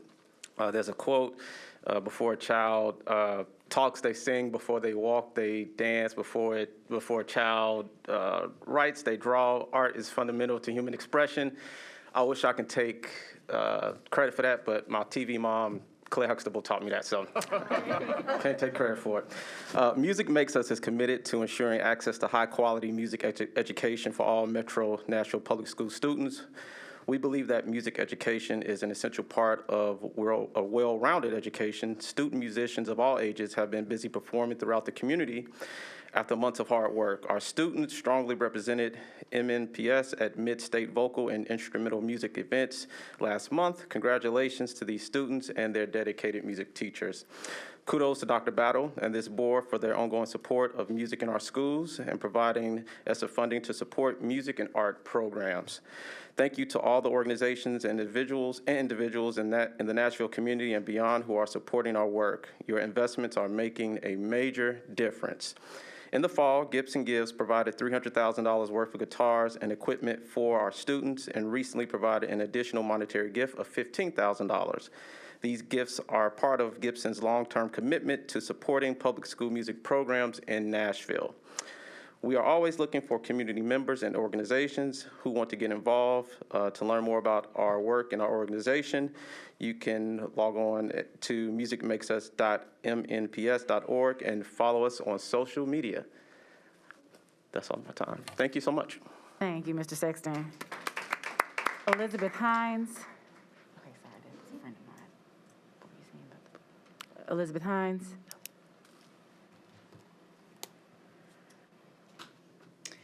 Good evening. My name is Elizabeth Hines, and I'm the current PAC chair. Thank you for your time this evening. I wanted to just give you some of our upcoming events. We're continuing with airing the documentary By Design. We'll be at the Bordeaux Library on Saturday, February 19th at 10:30 a.m. We'll view the movie and have our discussion. We are currently planning our next PAC Town Hall. It's scheduled for February 22nd at 4 p.m. Hopefully you'll be in this space. We'll be talking about the capital improvement plan, school improvement plan, and lead education agency. We're hoping that Mr. David Prophet, Dr. Carrie Rudolph, and hopefully Randolph. And hopefully Mr. Chris Henson will be present to answer questions. We haven't gotten confirmation yet, so we'll find out. We're also planning the next PAC district meeting, which is going to be in March, and the focus is going to be on mental health. As you know, this week is National School Counseling Week, and the theme for 2022 is Better Together. So in that spirit, we're going to try to meet some of our school psychologists and school counselors. We hope to learn more about advocacy centers in our elementary schools. Again, this event is still in planning stage. We've gone once around with the film viewing at the library, so we're going our second round again, starting in the north, the south, east, and west. So I've been chair now since March of 2021, and I honestly believe that this formula for the PAC works. We just got an email today from Mr. Changas. Some of the parents who signed up to participate in his group to provide feedback on the student dashboard back in September, he is now ready to start that team. And so he reached out just to say, hey, this is the list you guys gave me back in September, and I'm ready to get going. So as you guys know, with any program, it takes time. I know that people want something right now, and that is impossible. So in order for this PAC to continue and to build momentum, we're hoping that you will continue to support this idea in whatever form it ends up being in. What I've noticed is that we're not the director's PAC. We're not the school board's PAC. This particular PAC appears to be the community PAC. We work very closely with other community organizers, but it would be good if we also took some parts and pieces from the previous PAC to improve what we have going on right now. So that's what I would like to encourage you guys to think about that, and hopefully in March we'll get to chat some more. Thank you. Sarah Segan.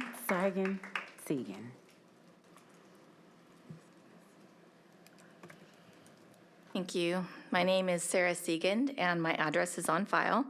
I have 2 kids in MNPS, and I am here to advocate for masks to be made optional in our district.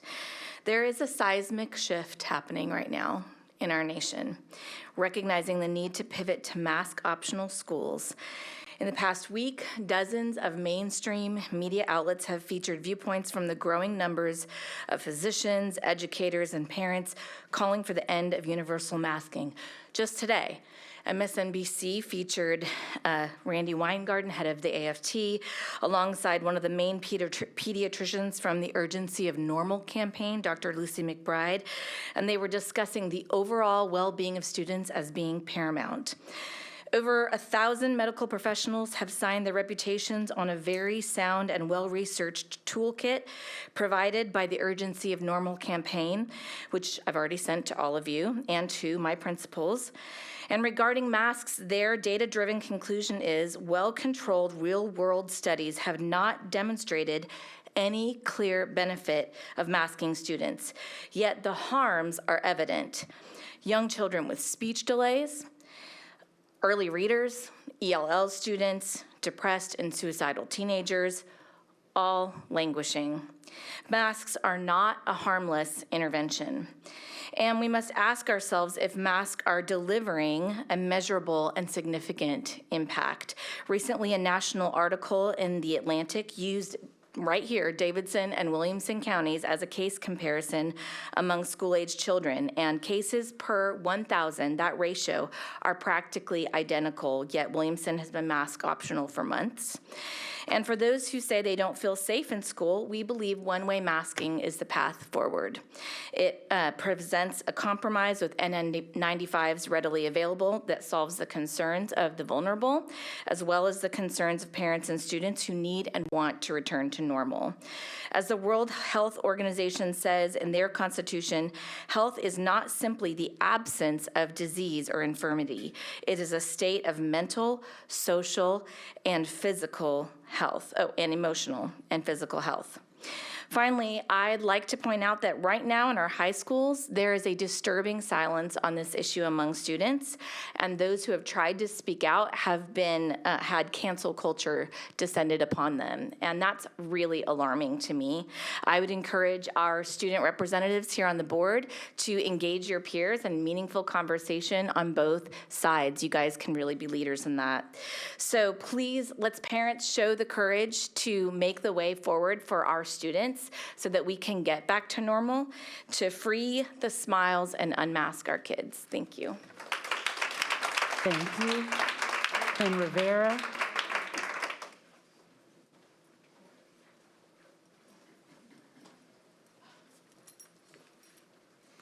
Hello. Oh, sorry, I didn't know how close I had to be.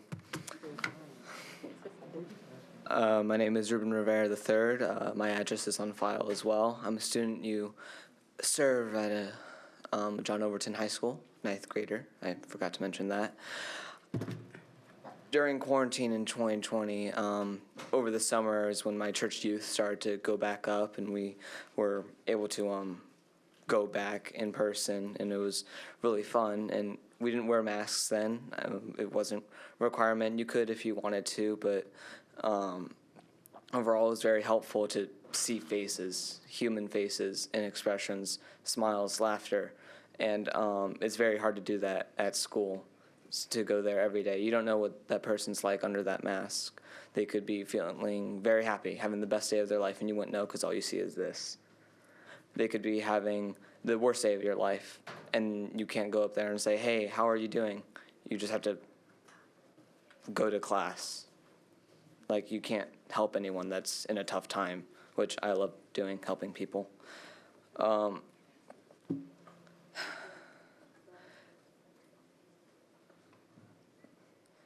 the fact that I have to come to school as a freshman and wonder what everyone's face is pretty weird. But most of the time, kids don't wear masks properly. Most of the time, it's only covering the mouth. Sometimes it's just over the chin. And yeah, a teacher will say, hey, can you fix that mask? They fix it, teacher walks away, mask goes down. And just wondering what's the point of that? What's the point of wearing a mask that, like, we won't wear ourselves? And I notice on the back of our bus, masks are down. Sometimes we put it back up when something smelly in the road happens, like a skunk. I don't know. It's just an occurrence. But that's the only time that we ever use a mask, and, like, what's the point? I just don't get it. I just don't get the logic or the reasoning there. And since online school has stopped and I've gone back to normal school, which was last February as an 8th grader, I've calculated at least an estimate of 700 hours I've worn a mask. And that's a problem. So I'm telling you this because I want it to be an option and not to be forced to wear a mask. Thank you for your time. Thank you. Anthony Shelton. I have some copies. I believe it's within the rules to hand out copies. There you go. One each, please. Sure.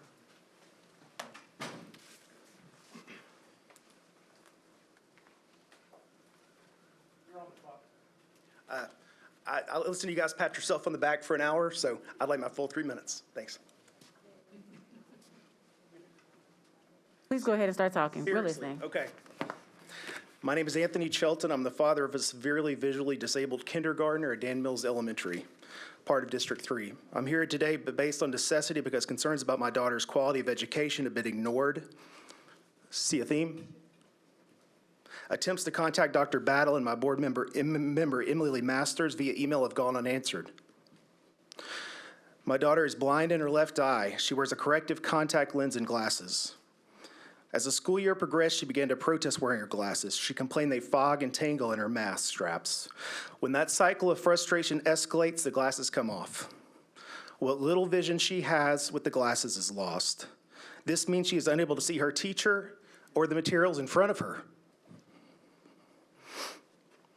If I told you that your child had to choose between being able to see and wearing a mask, what would you choose?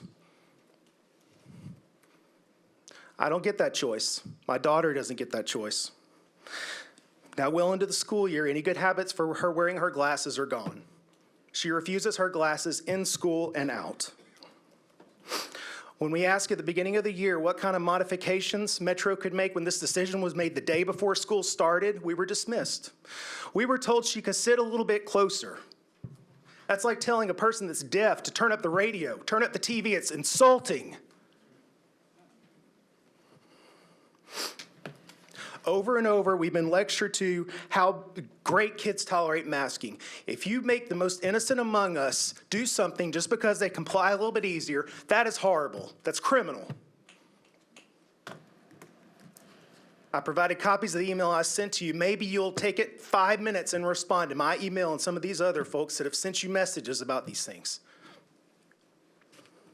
Board members, please look at my family's unique experience. My healthy daughter is made to wear a mask, putting her at even more of a disadvantage because of her visual disability. But a federal judge says that's okay because it protects the disabled. Do you see the quagmire for us? Does every member on this board wear a mask 5 days a week, 7 hours plus? You don't, but you tell her she has to. If masks work, why don't they work? School districts across the country are making a decision to get curious, maybe try something else. Can we get curious and try something else? Masking is incredibly restrictive, especially for my daughter. By law, educators are supposed to provide an education with the least restrictions. We're failing at that. How does this affect our English language learners?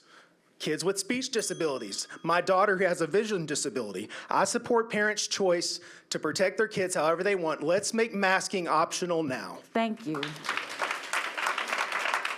Selena Callahan Kapoor. Selena Callahan Kapoor. Michelle Sheriff.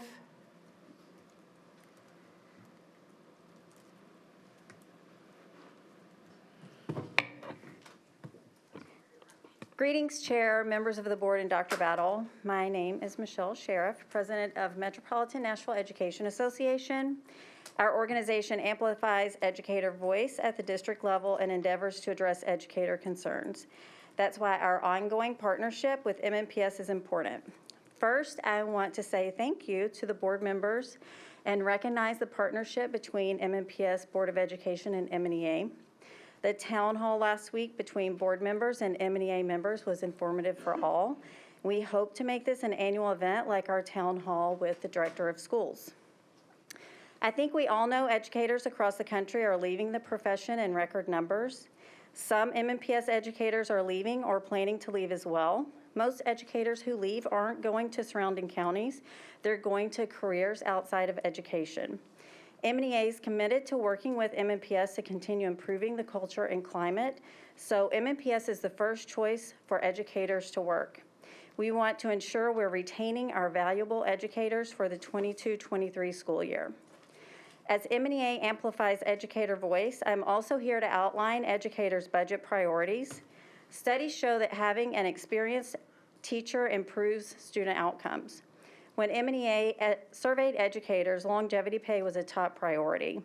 Having a longevity pay plan will help retain experienced educators and demonstrate their value to MNPS. Through compensation committee, as outlined in the MOU, MNEA is working with MNPS to develop such a plan. Another priority of educators is having a stakeholder committee to decide how ESSER funds are spent district-wide and at the school level. Currently, there's not consistency across the district for how feedback is gathered and utilized in the decision-making process from school to school. At some schools, educators have a voice in how ESSER funds are spent. At other schools, educators have not had that opportunity. I'm not sure who knows the needs of the school community better than teachers and other school-based personnel who work directly with students, as well as students themselves and their families. I'm sure you could ask your student board members and they could give you some suggestions for their schools. MNEA stands ready to continue working with the district on these and other ongoing issues. As always, we appreciate your efforts to continue to support MNPS employees and appreciate the opportunity to be part of the solution. Thank you. Mary French. Mary French. Oh, I'm so sorry, Dr. Paula Pendergrass. I keep doing that.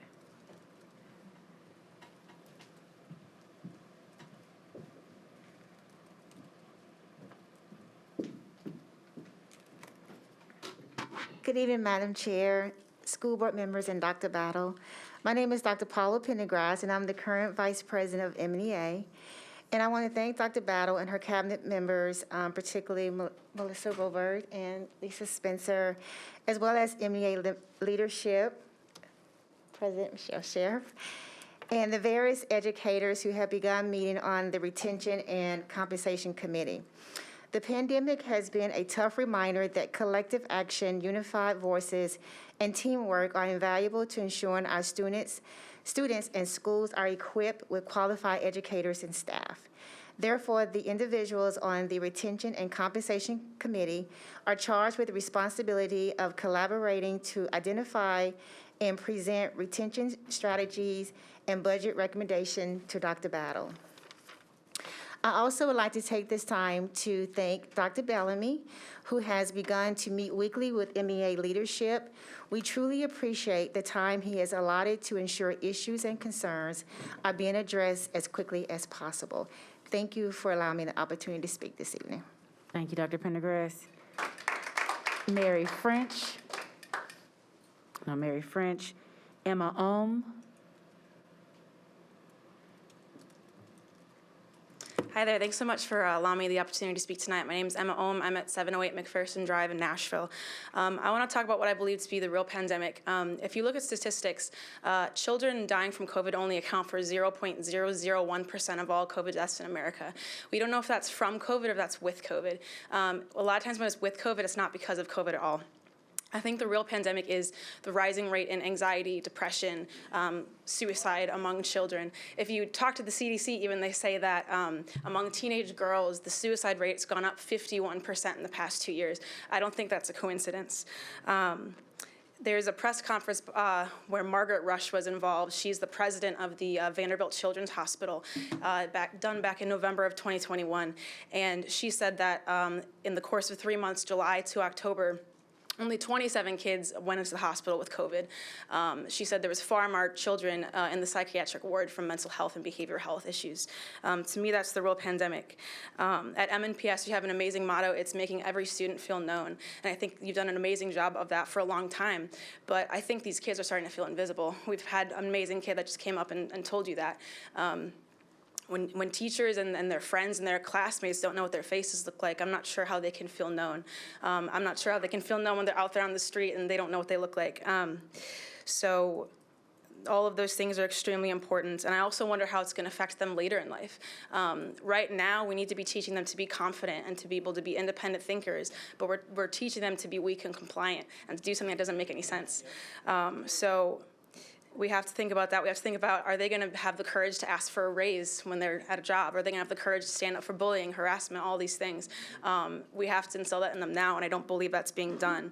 I do commend you because I think that it could have been a lot worse. I know there's states across the country where they were making kids sit outside when it was cold and putting plexiglass between them when they were eating lunch. So I do think that you have a massive responsibility. You've done a great job of doing your best, but we know better at this point. We know that they don't work, and we know that people are suffering, and we really need to listen, because we've all been saying the same thing, and I know y'all are tired of hearing it. And finally, I want to talk about these ESSER funds. Through doing research, I found that every 6 months, you guys distribute a district plan, and you have to do that until September of 2023, where you have to prove to the government that you're universally masking children, socially distancing, contact tracing, and providing opportunities for vaccination. Is this in the name of health and safety, or is this in the name of the mighty dollar? That's the question. These kids are feeling like a price tag at this point. Is it true that out of the 86,000 students you serve, each child is worth approximately $5,000? This feels like blood money. So I ask you to please do the right thing before it's too late, because I understand that you might be in a tough situation, but we're all kind of saying the same thing, and we need to see some change. Thank you. Thank you. Bessie Seigan.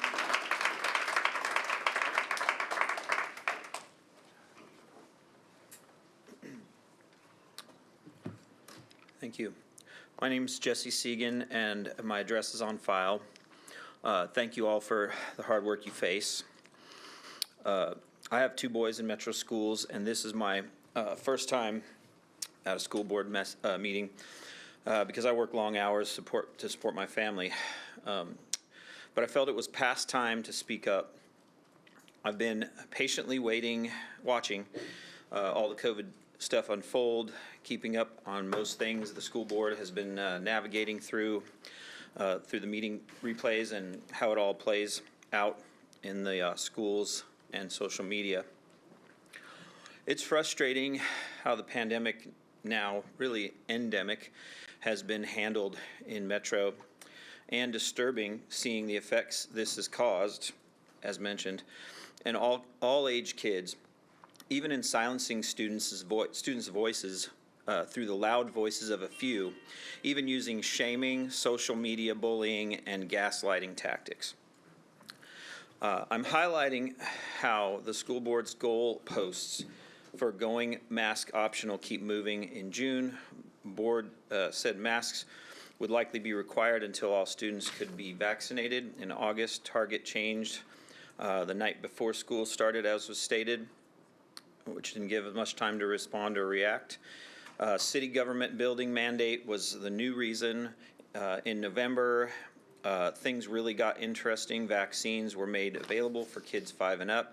The citywide building mandate expired, and our governor signed a bill into state law saying that masks could not be mandated by our schools and school boards.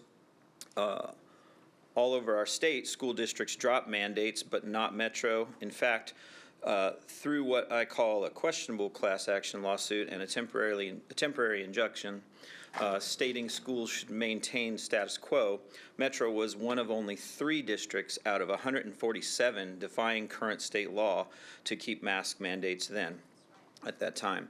Are we that much different or smarter or safer than all those other school districts? It's a question mark. Then January, we heard cases were too high because Omicron. So what are the reasons? If it's case numbers, we should have dropped the mask mandate on October 31st at 36 student cases across 83,000 students, or on November 28th at 32 student cases. If it's not cases, is it the legal battle that smacks of political agenda and money rather than care for the disabled students and families? Is it the city government's health orders that have allowed every other part of society to function at pre-pandemic levels? Ironic, in this room, it's mask optional. I just want you to follow Please feel free to send us the rest of this email or follow up. Finish that sentence. Just, yeah, we want you to follow the state law and logical science data and make Metro schools mask optional. Thank you. Thank you. Judah Segan.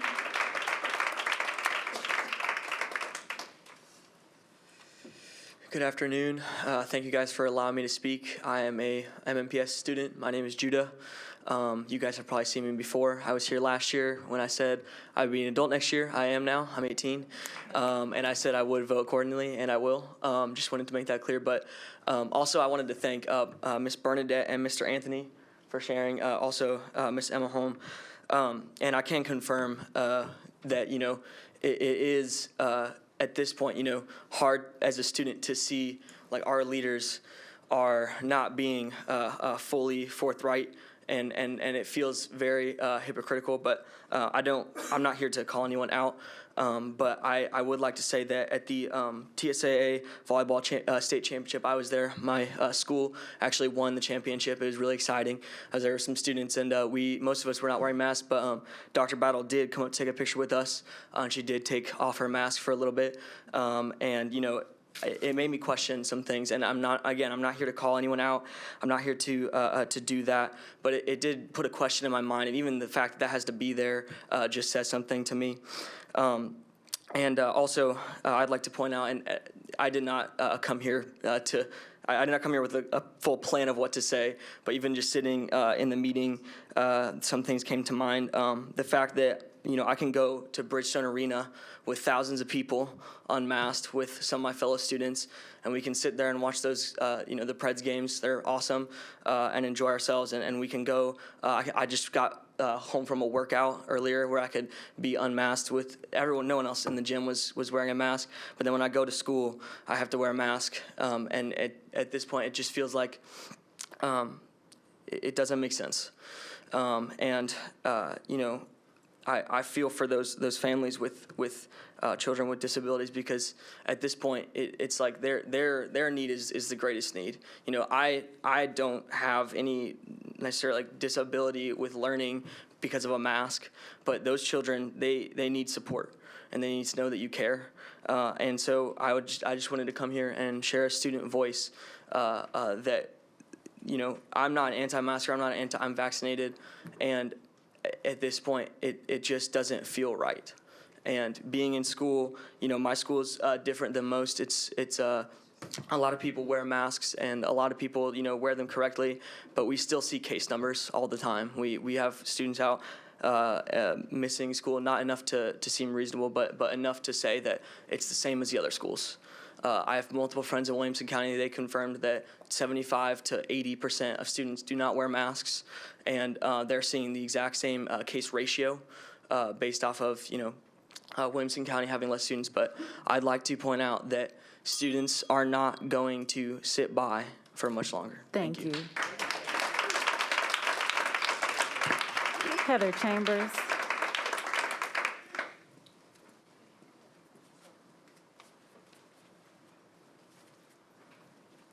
Hi, I'm Heather Chambers, and my address is on file. My daughter's in 3rd grade in MNPS. My heart breaks for her and all these children who are forced to mask every day at school. Forced masking has stolen the joy she's had for school. She believes her teacher hates her because she never can see her face. My daughter is failing 3rd grade because she was not able to be in school last year. This, along with the mask, has caused her to develop anxiety and nervous tics. Daystar Counseling has a wait list until the end of April for girls. This should be a wake-up call to you all. Omicron has run rampant through these schools despite the mask mandate. It's beyond time to give parents a choice, whether or not we mask our kids. Your decision to force masks on our children has caused more harm to them than good. Our children deserve better. Thank you. Thank you. Chad Randall. My name is Chad Randall, and my address is on file.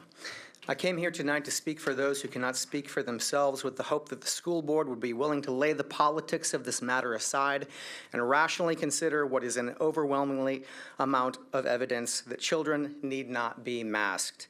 Based on studies done by Stanford University and others, we know that we are dealing with a virus that has an infection fatality rate, an IFR, no higher than influenza viruses, even lower at 0.04%, and yet we have never masked for the flu season.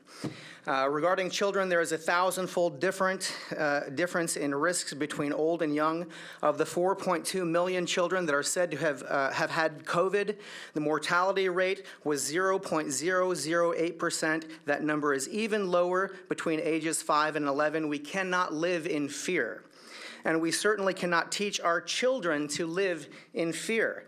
The CDC's own February 2021 double mask study reported that masking may impede breathing, which can trigger a variety of other problems, including acute anxiety attacks. These harms are even more likely to occur in children, according to the report.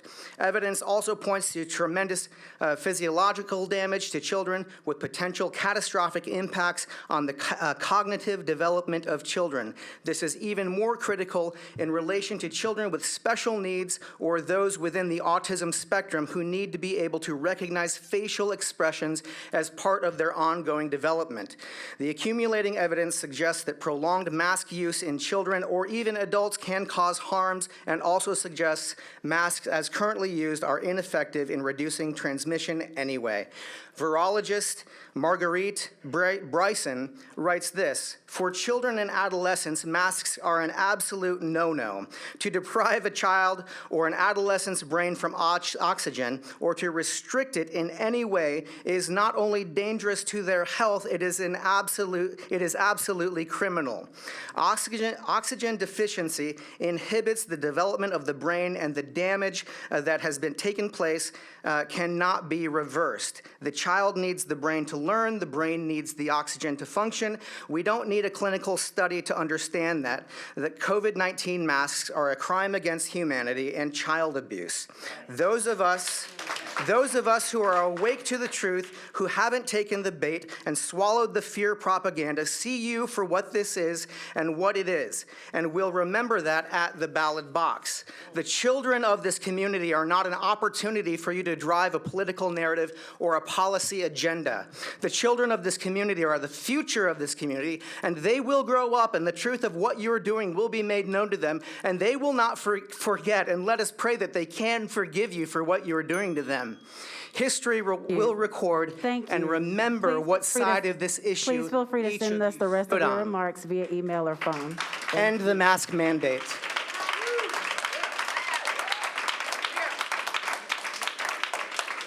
And that ends our public participation for today. Please, again, feel free to join us both at the meeting in 2 weeks, but again next month for public participation. And I will say, 2 weeks ago, or last week, I had the pleasure of sitting up at the state and ran into a couple of different school board members from around the state. And our heart goes out to Williamson County for having had to close in January because they had a number of teachers out with COVID. So we hope that does not happen here. We'll continue to move forward with governance issues. Do we have any amendments to the consent agenda as listed? Mrs. Tyler? Yes, I'd like to pull the MNPS strategic plan. All right, that is 1D. Mrs. Masters? Yeah, I'd like to pull 1C and defer it to February 22nd. so Okay. that I can. All right, we will, do I have a motion to accept the consent agenda as amended? I have a motion to accept the consent agenda as amended. Do we have a second? Second. All right, it's been moved and seconded. All in favor, please raise your hands. All opposed? It's unanimous. All right. So we'll begin with 1C, teacher tenure. Mrs. Masters, if you would like to make a motion or open for discussion. Yeah, I move that we defer this item to February 22nd because I'm pursuing answers to some questions around tenure policy through Dr. Battle and HR, and I just would prefer to sort of have all that information before we move forward with that. Okay. Any questions? Mrs. Pooper Oh, I Walker? think, do we need to get a second, though, before? Oh, I'm sorry, that was a motion. Yes. We have a second? Doesn't require a vote. Okay. With that objection, you can move forward to further. Oh, okay. Did not know that about Robert's rules. Thank you for that. But we had discussion, Mrs. Pooper Walker. So that means we're delaying their tenure for 2 weeks? Is that what's happening? Dr. Severe, Mrs. It's for next school year, so we're delaying approving it for 2 weeks. All right, so we will move that to the February 22nd agenda. Now we will move on to item 1D, the MNPS strategic plan. Mrs. Tyler? I'd actually also like to defer to our next meeting on the 22nd because we did not have the opportunity to discuss it at our meeting on the 8th, and we only received it at 11:30 today, so we haven't really had the chance to go over it. I would love for us to talk about it at our next meeting on the 18th, our retreat, and then have it on the agenda for the following Tuesday board meeting. Yeah, okay. Mrs. Elrod? I'm assuming because this is a request for defer that we don't have to go through an approval process as well, is that correct? That's correct. Deferral. Are we still allowed to ask a question? We still have discussion, yes. Still have discussion, okay. I just want to make sure since we all seem to be surprised by this new found rule. My question about that is there is a state requirement that we have to turn in the strategic plan that's approved by the board by a certain date in April. If we defer it, are we still able to make that date? Are there any unintended consequences in essence? I see a no. Okay. We'll still have time. And I will say, so we were planning on having the retreat on February 18th because it had to be rescheduled with our snow day, but I did not, that's my bad, I did not realize that school is out that day and Dr. Battle actually has another commitment. So we're going to move it to that next Friday. Now, we're planning on having a conversation around the strategic plan during the retreat anyway. Since it's a publicly noticed meeting, Dr. Severe, can that still, once we have the discussion and vote then, does that allow us to step into compliance? Perhaps. We'll work. All right, Dr. Battle, if you don't mind, I'll work with you and speak with Dr. Battle, and I guess maybe Ms. Roberge to make sure, or I'm sorry. Mr. Whitaker is back, so we can speak to make sure that we're in compliance. So, Mrs. Tyler, tentatively, it will either be at the retreat that's going to be rescheduled for that next Friday, the 24th, or, of course, we still have the conversation during the 22nd agenda meeting, or a 22nd board meeting. All right, so considering that we don't need a motion and if there's no more discussion, that is interesting. I had never heard of that. Thank you, though, Dr. Severe. We will then move on to announcements. So we'll begin with Ebenezer. Oh. We already voted on the consent agenda. All right, go ahead, Ebenezer. So I have a couple of announcements. The first is, I've been repeating this for a while, but ACT for all juniors and sophomores, I think the next test date is this Saturday, so it's everybody that's taking a good luck. I'm taking it. I'm really nervous too, so it's perfectly fine to be nervous. The second thing is, it was mentioned during the public participation, but the by design airing. I was there, I think, for the first airing, and I had a lot of fun. I got to meet a lot of people, and also the documentary itself is very interesting, and it's good to learn about the history of our district. And then the third thing is that Channel 5 is having an airing tomorrow at 6 p.m. for Black History Month, in which they start highlighting the students in our district that, that are African Americans that have been doing well. And I hope you all tune in. I'll also be honest, so I want you guys to see me look good. All right, thank you.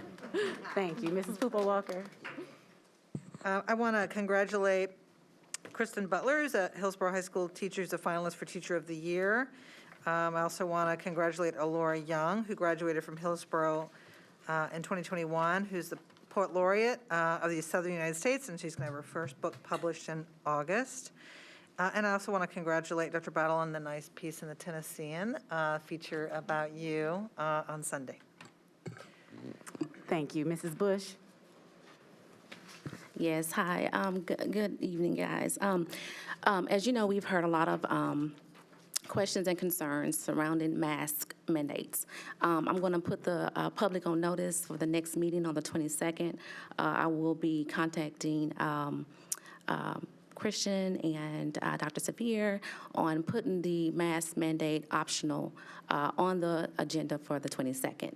If something changes before then and Dr. Battle reviews it and numbers continue to go down, if she makes that decision at that point that we don't need that discussion at that time, then I'll pull that.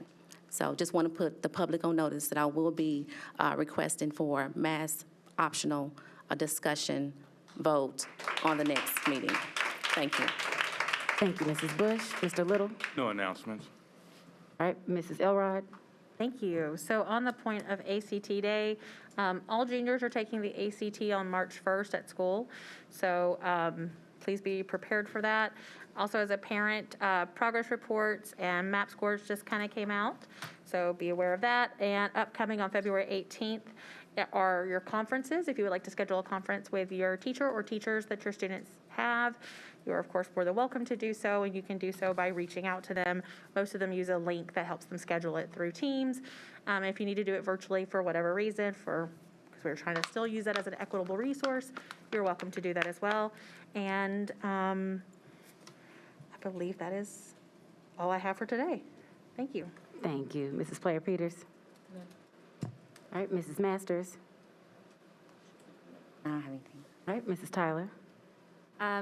Yes, so 4 metro schools have been selected as the RTIB, which is Response to Intervention Behavior Schools of Recognition, and 3 of our MNPS schools were named as the Bronze Level Model Demonstration Schools.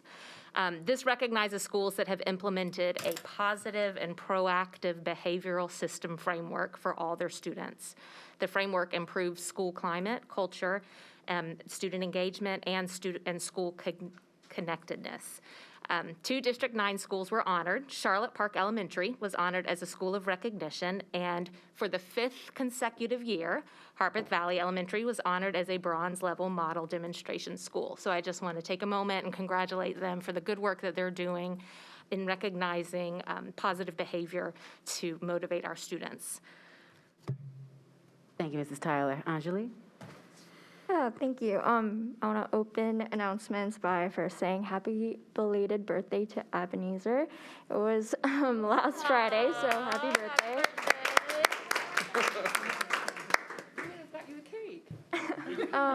Okay, and then I promised I would make announcements for the upcoming Nashville Youth Climate Summit. In less than a month, on Saturday, March 5th, 2022, the Cumberland River Compact, in partnership with the Mayor's Youth Council, will host the 3rd annual Nashville Youth Climate Summit. It's going to take the form of a hybrid event. So we'll have a virtual meeting in the morning and then in person, capped at 35 people, following COVID-19 policies, following in the afternoon. So I invite everyone, students, families, to attend. we have a panel lined up with some pretty cool people throughout the county. And you can register with the link in my bio on my Instagram, and it's just my first and last name. And just to address public participation, Ebenezer and I were told to be an advocate for students, and I want to say, like, everyone's entitled to their opinion. For my personal choice, I choose to mask, and I appreciate those students, those families who speak out critiquing the mask mandate. That's your right. I believe that to be someone who is for a certain organization, such as the school board, it is your right to critique us. It's your right to critique any part that you don't agree with. As per our last meeting in December, Dr. Battle said that mask optional may be in play when we come back from winter break, given that our numbers decrease. So it's not completely off the table. It's just a decision that's not easy, as all of you know, as everyone on this board knows, that we're monitoring numbers, and I appreciate those views that are different from mine. I just want to say that I hear and take into account what you've said, even if it's opposing mine. So thank you for that. And I'll just close out with saying Happy Black History Month to everyone. I encourage you to continue to be educated about our history, because Black history is American history. Thank you. Show our student board member. Man. That was, okay, thank you, Anjali. I'm sorry, we're sad to inform everyone that former school board member Dr. Mevanine Owipi passed away this past week. Dr. Owipi served the Antioch community on the MNPS school board from 2003 to 2006. Dr. Owipi was a scholarly man holding a Bachelor of Science degree in electrical engineering from Princeton University and both master's and doctorates in engineering from Columbia University. He was a well-respected professor at universities both here in the United States as well as in Africa. He was a highly published research author with dozens of publications to his credit, along with multiple patents that advanced the field of electrical engineering, especially in the areas of advanced circuitry and speech recognition. While on the MNPS board, Dr. Owipi served on the Insurance Trust Committee, the Sick Leave Bank Committee, the Capital Needs Committee, and the Charter School Evaluation Committee. He also, during his time on the board, schools in his area flourished with the addition of over 4,200 student seats, including Thomas Edison Elementary, A.Z. Kelly Elementary, Thurgood Marshall Middle School, and the groundbreaking for Cane Ridge High School. We here at MNPS celebrate the life of Dr. Owipi and his many contributions to our district, and we extend our deepest sympathies to his family. So please keep his family in your prayers and your thoughts. On a bit of a lighter note, I know it's hard to come back from that, but I am excited to hear that the mayor's office is delving into this out-of-school time database space, where they are looking to build a citywide database that allows parents, caregivers, and families to really look at whatever's happening around the city around after school or out-of-school time. That's before school, after school, weekends, and even summer. I'm sorry, including any breaks. So this is going to be a great tool for our city when it's up and running. Hopefully that would be by the end of this summer. So I'll keep you updated as I hear updates. I think that's something phenomenal that MNPS and other organizations have partnered with them on. I also want to make you aware of different days on the Hill. If there's something that you want to advocate to the state for, please just look up the organization, look at the days that they have on the Hill, and feel free to attend. It is for anyone in the community to go up to the state capitol and engage with your legislators. But with that, be there no further business, this meeting is adjourned.